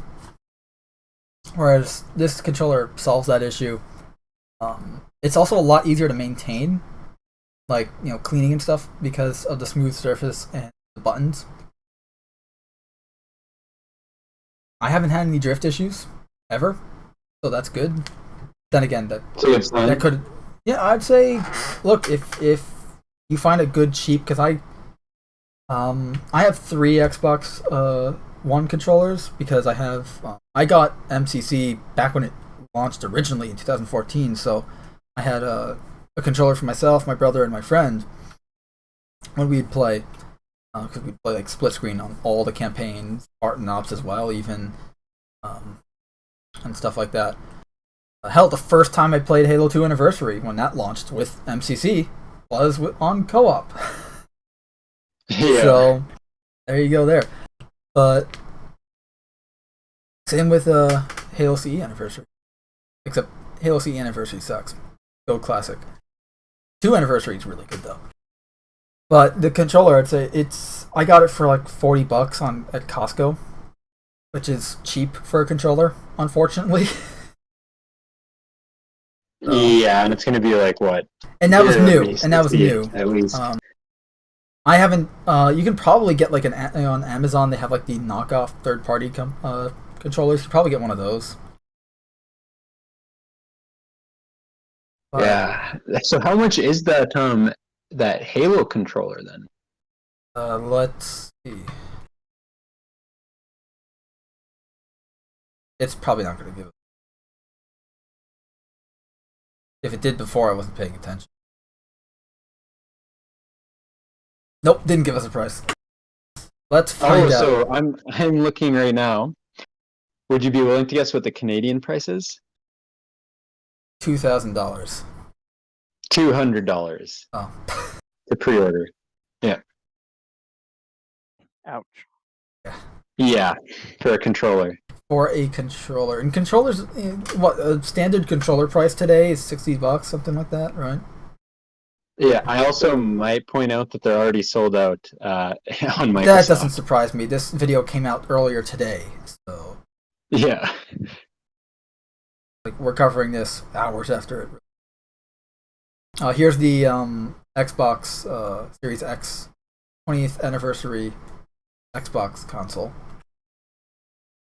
But yeah, the controller is I don't know why, but the white Xbox controller, ever since the Xbox One came out, has always been more expensive. Like, the normal one was $60, then the white one would be $80, $70. Yeah, I don't know why. Depending on the vendor. Like, why?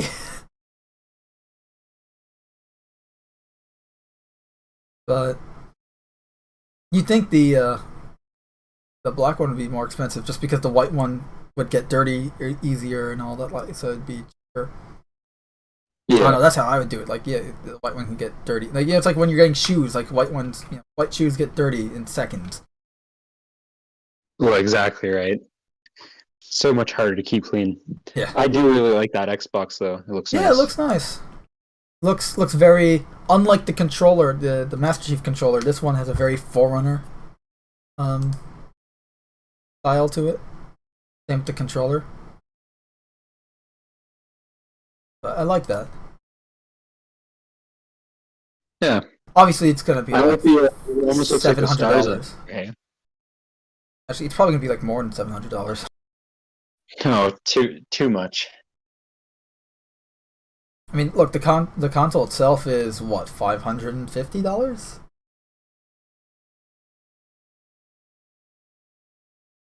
Yeah, around there I think. $600 in Canada, I think. I guess you can check. So it's actually not that expensive here. So 650. I'm assuming that's US dollar, or no, that's Canadian dollars. It's 500 in the US. Yeah, The so it's actually not too Series bad. S is 300. Of course, Walmart seems to be having it almost $1,000. I don't know. I'm looking at the. Actually, I'm going to it. Yeah, Walmart has it for like $896.99. That's crazy. Yeah. Well, it's a good thing there's no Walmarts here. Walmarts here. Uh-oh. What? Well, why are you saying it's a good thing there's no Walmart? You gonna buy one? No. I'm saying this way no one has to get overpriced here. It's bad enough here. Yeah. Everything's overpriced in New York City. Taxes are like on everything. You go to shopping for groceries and you get like $10 tax.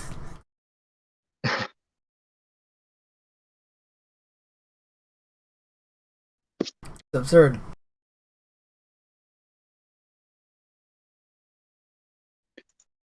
Yeah, I'm not sure. I don't know if there's much else to talk about for Halo, hey? For Halo, I mean, I wanted to keep this Halo-centric, but there is something that we do need to talk about. Unless you want to save it for Monday, but we actually have Fallout TV news.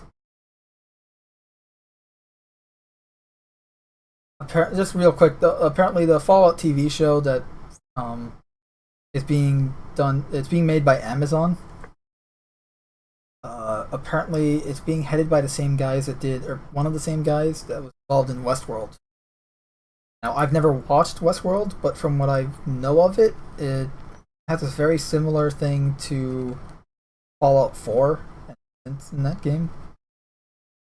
Yeah, like the synths, right? Yeah. Which Yeah, so makes me Westworld is worry. essentially like, from what I understand, it's like a tourist Old West place where like robots are there. It's a theme park, right? Yeah, something like that. It's like a amusement park or something. Yeah, I've heard it's actually like an extremely good show. Oh, I have too. I haven't watched it. Yeah. But I'm just worried that it's gonna be like a reskinned Westworld, like, oh, it's Westworld but Fallout, version. Yeah, I could see that. Just because like both have synth stuff, and when I first heard of Westworld, it reminded me instantly of Fallout 4 and the instant. Except the idea behind Fallout is way different than in Westworld. Oh, totally. The worlds themselves are very different. One's a post-apocalyptic nuclear wasteland.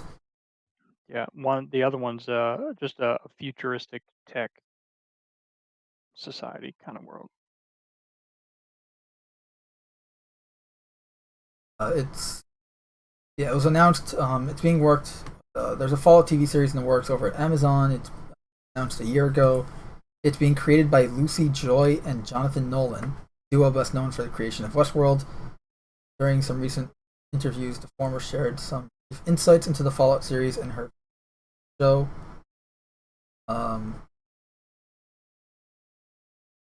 Apparently, then they go off topic talking about the Reminiscence movie that just came out with Hugh Jackman. Look, I'm looking for where they actually talk about Oh, here. According to them, it's going, and I'm quoting them here. It is a gonzo, crazy, funny adventure and mindfuck like none you've ever seen before, Joy said. It's pretty cool. Oof. Let me put that on the screen speaker.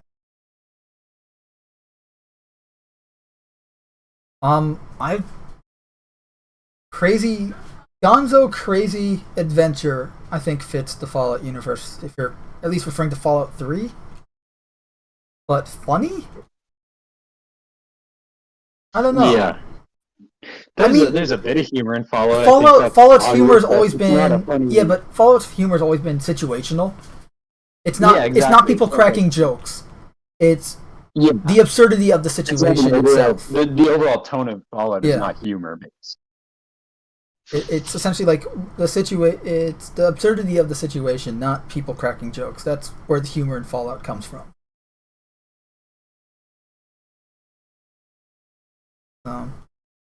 And maybe that's what this is. Just one sentence where they say, "Oh, it's gonna be a gonzo, crazy, funny adventure and mindfuck like you've never."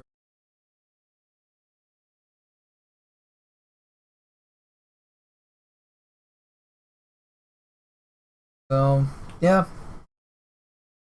we're producing it. We're producing it for these two brilliant writers, and the world that they are making is so gonzo and so fucking crazy. Joy said it.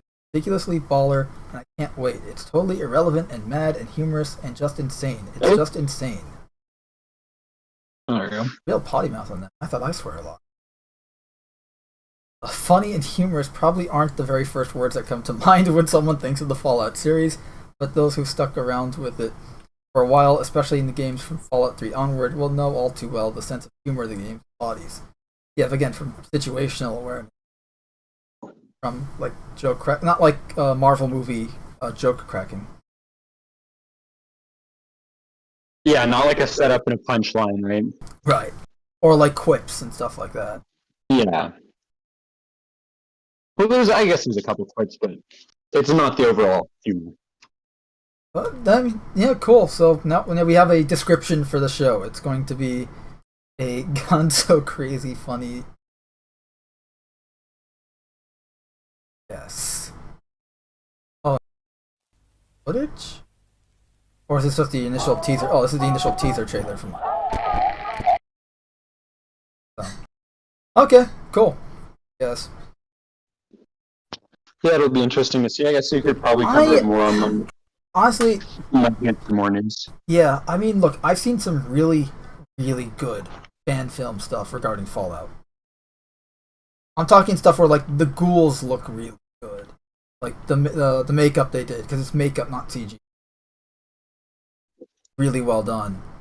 One of my personal favorite is I think it's called Red Star. I'm just trying to remember if that's the name of it. I'm going to look it up real quick.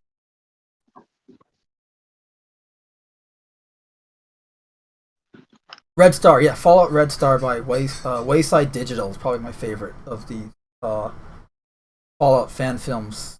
They're made by like the Wayside Digital. This channel does really, really good live action set in the Fallout universe, specifically New Vegas, and they're really good. Like they prove that a Fallout TV show can work, and work amazingly.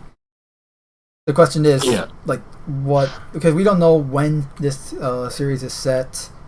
You know, is it like set more in line with like Fallout 1, or is it more along the lines of like post Fallout 3 or Fallout 2? Like, what? When is this set?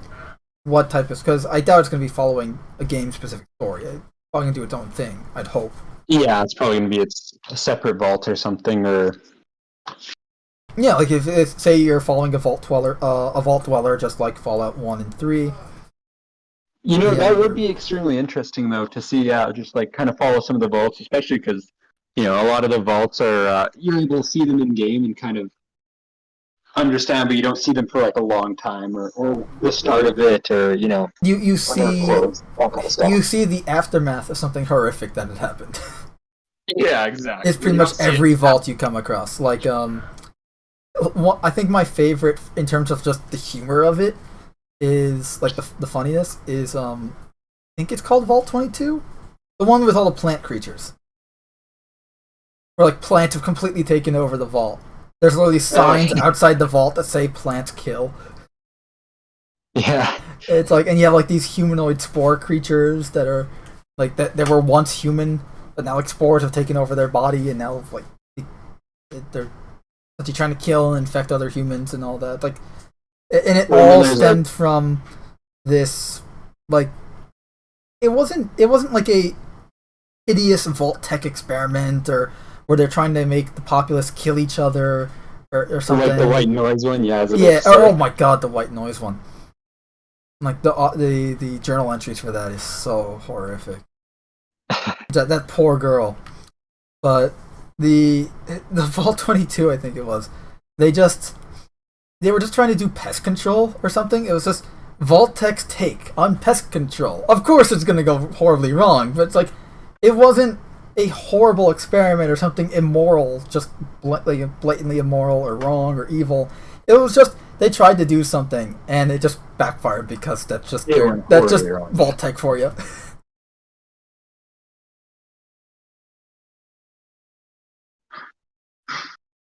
But yeah, there's a lot of good stories you can tell in that universe. Like you can and there's literally hundreds of vaults, so you can tell a story based on just one of them. Like, okay, here's vaults. Well, not even that. There's vaults that they haven't even disclosed what they were. Right, that's what I'm saying. Like, you have vaults that we've never like. Okay, there's a number, but we don't know anything about it. Like, because we know of like hundreds of vaults, but we only know about what, like 30 of those vaults that have appeared in games.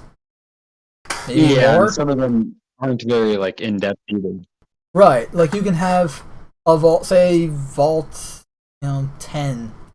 I don't know, is there a vault? I know there's a vault 11, which was horrible. I'd say arguably the worst.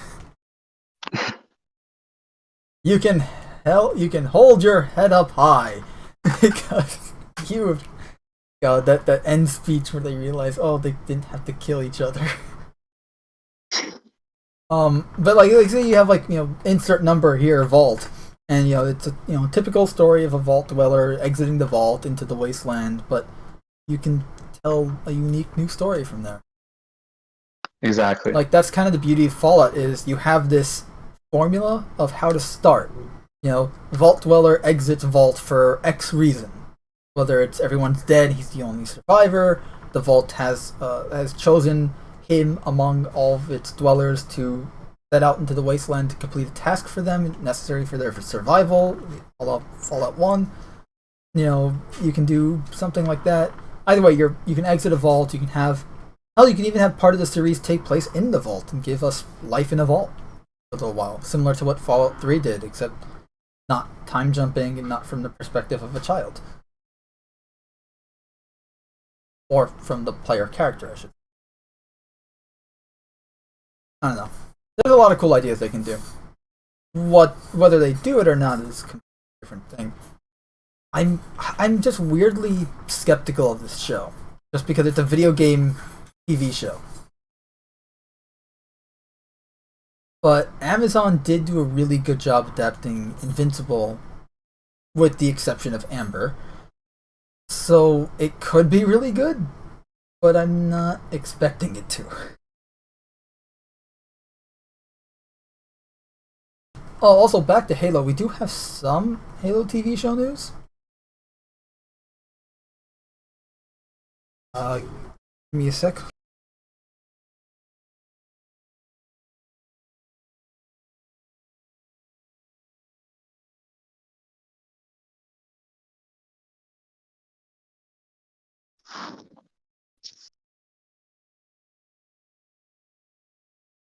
I have the news article listed here somewhere. I thought I did.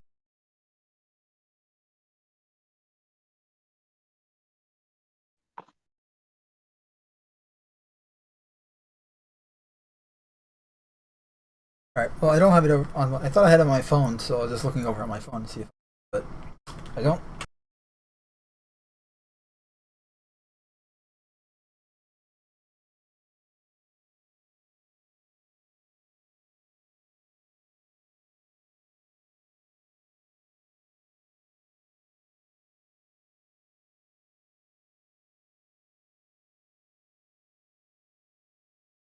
Okay, I did have it on my phone. It just disappeared from my phone. I don't know why. But here it is. So we got an explanation for why Halo TV show moved from. And originally it was going to be on Showtime, but it moved from Showtime to Paramount Plus, and here is why. Pretty much, it was, according to the article, it was essentially just that it wasn't. The show wasn't like fitting of Showtime, like it didn't match the other shows on Showtime or something like that, and it made a better fit in Paramount Plus. At least that's the reason that they gave.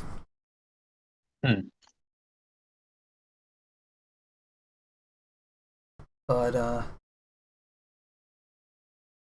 yeah, essentially they just go into detail on why it's going to Showtime instead, Paramount Plus instead of Showtime, which means I won't be able to watch it. I mean, like, let's be honest. If I really want to watch it, I'll probably sail the high seas or sail the nebulous clouds, like version of that metaphor. I don't know. I'll come up with something better later, I'm sure. And then you'll sit there and realize because it's not on stream, you're kicking yourself. Like, damn, I should have done that. Totally never done that before. But yeah, it's whatever. It's essentially like they're giving a reason for why they moved it, which is, I guess, nice because I remember when we covered the initial news that it moved, and they had the new it moved to show to Paramount Plus with the new release date of 2022. And I remember that I'm like, oh damn, I won't be able to watch this. Not that I honestly was probably going to watch it anyways. Based on the more I hear about it, it seems like it's going to be like an alternate take on Halo. Not the events of the game. We actually don't know the story specifics, but just based on the synopsises that we've gotten so far, it's very much a departure from Halo. And like, you know, Chief, like they want to tell a story centered around Chief, fine. But like they have knockoff Blue Team in the show. I say knockoff Blue Team because it's essentially Blue Team. Like the descriptions of all the characters match that of Linda, Kelly, and Fred, but they're different names and numbers. Like it's not Fred 104. It's like Kevin something else. I don't know. Just essentially. And then there's also the race swapped Captain Keyes and Miranda Keyes, and Miranda Keyes now being a doctor instead of a naval commander.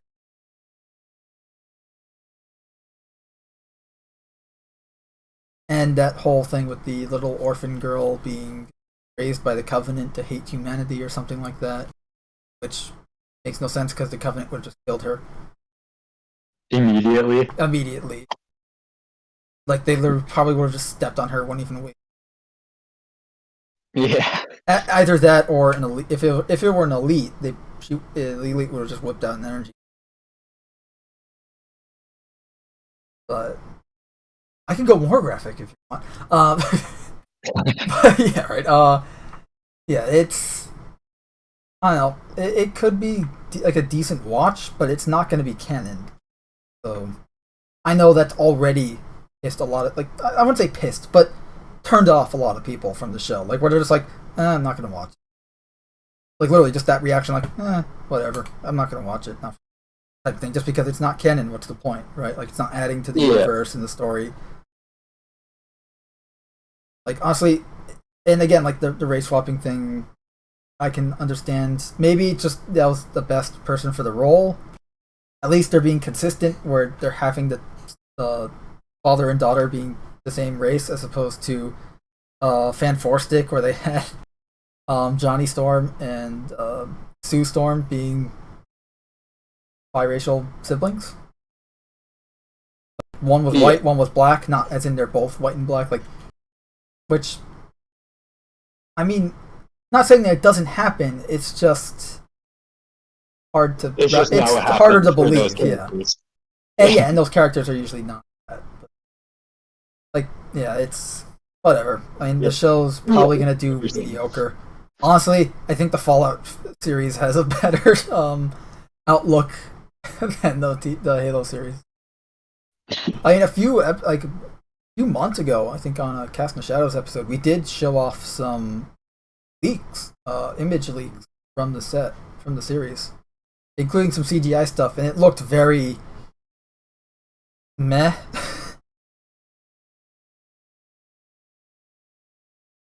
And Jen Taylor's coming back to do Cortana for the show.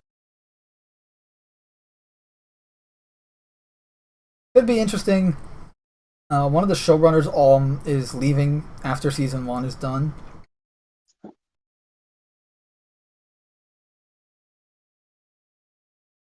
Is there a reason why, or is it just? If the show's renewed for season 2, the showrunner, I think Kyle Killen, I think is his name, is going to be leaving. I don't remember. Again, I think we covered this. I just don't remember why.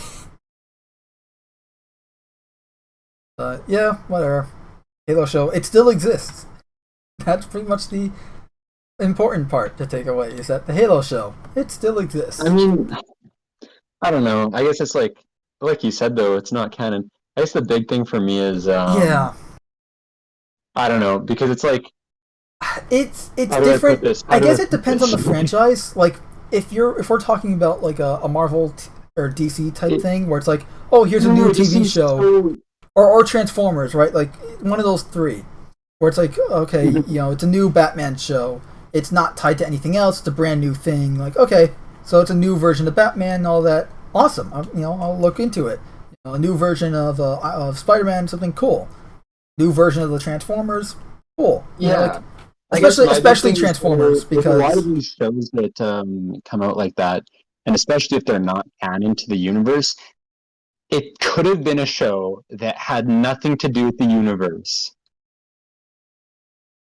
I guess, like I said, I guess I can't say, because it is a lot easier to use an established universe for a lot of stuff, right?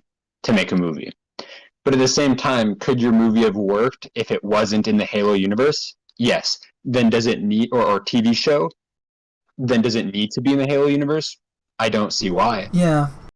And that's the thing where it's like, I just real quickly, with Transformers at least, I should correct myself that almost every cartoon is a new continuity, with a few exceptions like the Unicron trilogy. 3 different series make up the trilogy in that continuity. Obviously the line continuity had like 3 shows, I think. But like for the most part, each new Transformer series is a new continuity, so we're used to that sort of thing. Like that's part of the Transformers franchise.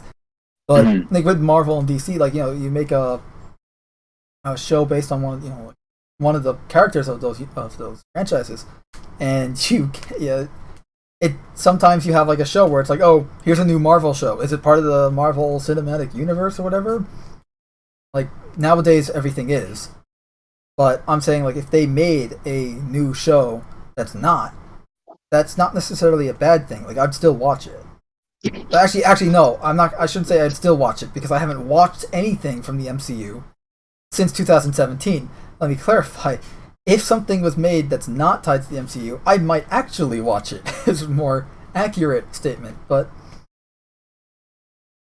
yeah, with Halo, it's different because Halo, there's only one continuity. Like there's no alternate versions. There's no what ifs. It's just the Halo games and the books make up the continuity, with a few live action trailers and whatchamface and that one movie that they made. No, I'm blanking on the movie. You're talking about the not Nightfall. That was that like 5 thing. That was like that Agent No, Locke. it's called Forward Unto Dawn. Yes, Forward Unto Dawn. I actually, you know what? That wasn't horrible. I liked that. I liked it. I thought it had a lot of overuse on slow motion. Like if they had the slow motion in real time, like regular speed, the movie would probably be like half hour. There's just so damn much slow motion in it. The footage I have, by the way, is from Halo Legends, which Halo Legends is weird because the reason why I have this on instead of Forward Unto Dawn, or my personal favorite live-action Halo medium, Landfall, is because Halo Legends is, it's an anime Halo anthology series of different Halo stories in different anime styles, and some of them are canon, some of them are not. Like the Spartan 1337 Halo Legends short, that's not canon. I wonder why. But, stuff like The Babysitter is. Stuff like, I think, what's the other one? The Prototype is canon. Like, so that stuff is canon, but then you have stuff that isn't canon. So that's why I have that showing instead of Landfall, though after, I might just play Landfall as well, because that is what I expect and want from a Halo live-action series. I don't want it to be about Spartans. That's what the games are for. I want it to be about ODST, because that like live action's built for because this, first off, it saves on the budget. You don't have to either have an actor in stilts to simulate height or CGI him to be bigger. You just have guys in armor because that's what ODSTs are. And it's like it also allows you to. Thing with, I know they had issues with the Spider-Man movies where it's like, generally speaking, a lot of the comic book Spider-Man's in poses that aren't exactly realistic for a normal person. Yeah, being someone that draws those poses, yes. Issue. Whereas with Marines or like an ODST, you can just throw a person in an armor. Right, like we'll just have a stunt guy, that kind of thing. or like, and you can have them. Hell, you don't have to worry about with superheroes. I always hate that because they're doing like named actors and stuff, they want to market and capitalize on the actor's name and their popularity, so they have them removing the mask and stuff all the damn time. And it's, if you're a comic book fan, it fucking sucks, because like, why are they constantly removing their mask? It's so annoying. Well, obviously they're doing it because, first off, the actor has an ego and wants their face to be seen, and the studios want to market on the actor. But with Halo, it's a completely different thing. Like, you can have them showing their face, taking off their helmet, like, it's more comfortable to have the helmet off, but then when they're in battle they put it on. Or you can have it where, like in Halo 3 ODST, the visor can go opaque and go clear. Like, it was like a setting almost. Like, as you can see on screen right now, like, the visor is somewhat clear, you can see their face through the visor. But then, like, when they switch to like battle mode, like, the visor goes opaque and you can't see their face. So, like, you don't have to worry about that type of thing. That's assuming you're casting like named actors, unless you're just doing like stuntmen that can act type thing, like where there's the body armor the entire time. Like, the reason I also want it to be about ODSTs rather than Spartans is because, unless you're doing a show about Spartan 4s, like, ideally, if you're going to do a show about Spartans, the only way I would kind of be, like, for it is if you have the show centered around, like, new Spartan 4s, like a team of Spartan 4s that, they're just finished training, they're hot off the, augmentations, I guess, you can, like, they're new Spartan 4s, they're off on their first mission, and that's, like, the pilot episode, right? Like, a team of new Spartans off on their mission. Because Spartan 4s are Marines and ODSTs turned into Spartans. And what's on your stream? Or what's on the stream? That's Halo Legends, the Babysitter episode. No, it says stream unavailable. Oh shit! I'm showing it. I wonder if it's gone now. Like, it'll probably take some time. But I'm recording it, so I can always upload.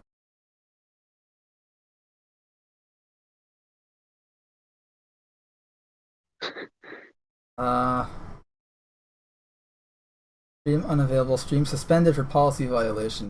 Give it a sec. It'll probably.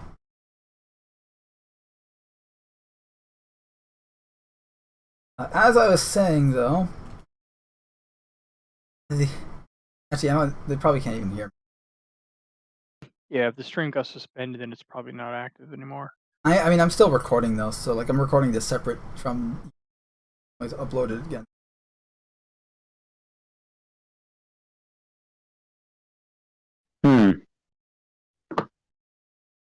I forgot that they don't like Halo Legends, despite that I'm literally using a YouTube video to play it.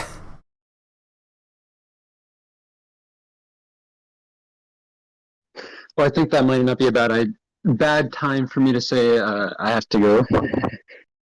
Yeah, it's a good stopping point for me too. Yeah, I think we'll just end it here. That was unfortunate, but Yeah, but I mean, just for the recording's sake, we can we'll upload this later. oh yeah. Yeah, but that's I guess our opinions. So we went off topic as per usual, but or Somehow ends up that way every time. yeah, I wonder why. But yeah, that was our opinions on the Halo Infinite news. A lot of bad, some good, mostly bad. Hope, a lot of hope. A lot of relying on hope. Yeah, a lot of relying on hope. There you go. But hope is not a strategy. And and as for the Halo TV show, I have on the screen just for the outro, recording outro purposes, Landfall would be a perfect example of what to do. But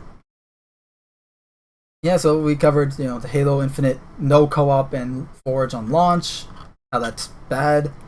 The Halo TV series and how that's still a thing. The Fallout TV series and how that's still a thing, and how it's being made by the same guys that did Westworld. Should be fun. I guess. I mean, as for the Halo TV, the Halo Infinite delays, the content delays, fuck, that just sucks. Yeah. Everything else is kind of cool, I guess. Yeah, it's kind of wait and see, It's but going until then, somewhere. it sounds cool. But anyways, I'll see you guys then. yeah, All right, see this you. has been it's been episode 5 of The Leftovers. Hope you guys enjoyed. If you enjoyed it, whether you're watching this on the replay or catching this live, I hope you guys enjoyed and found this informative, or at the very least entertaining. If you want to help support the channel, you guys know the drill: like, share, subscribe, all that kind of stuff. If you want to help support us in a more personal way, where we can actually make money and eventually, in 7 months' time, actually play Halo Infinite co-op together. Links in the description for our various merch stores on eBay and Teespring. And yeah, until then, this is Cast in the Shadows. Peace.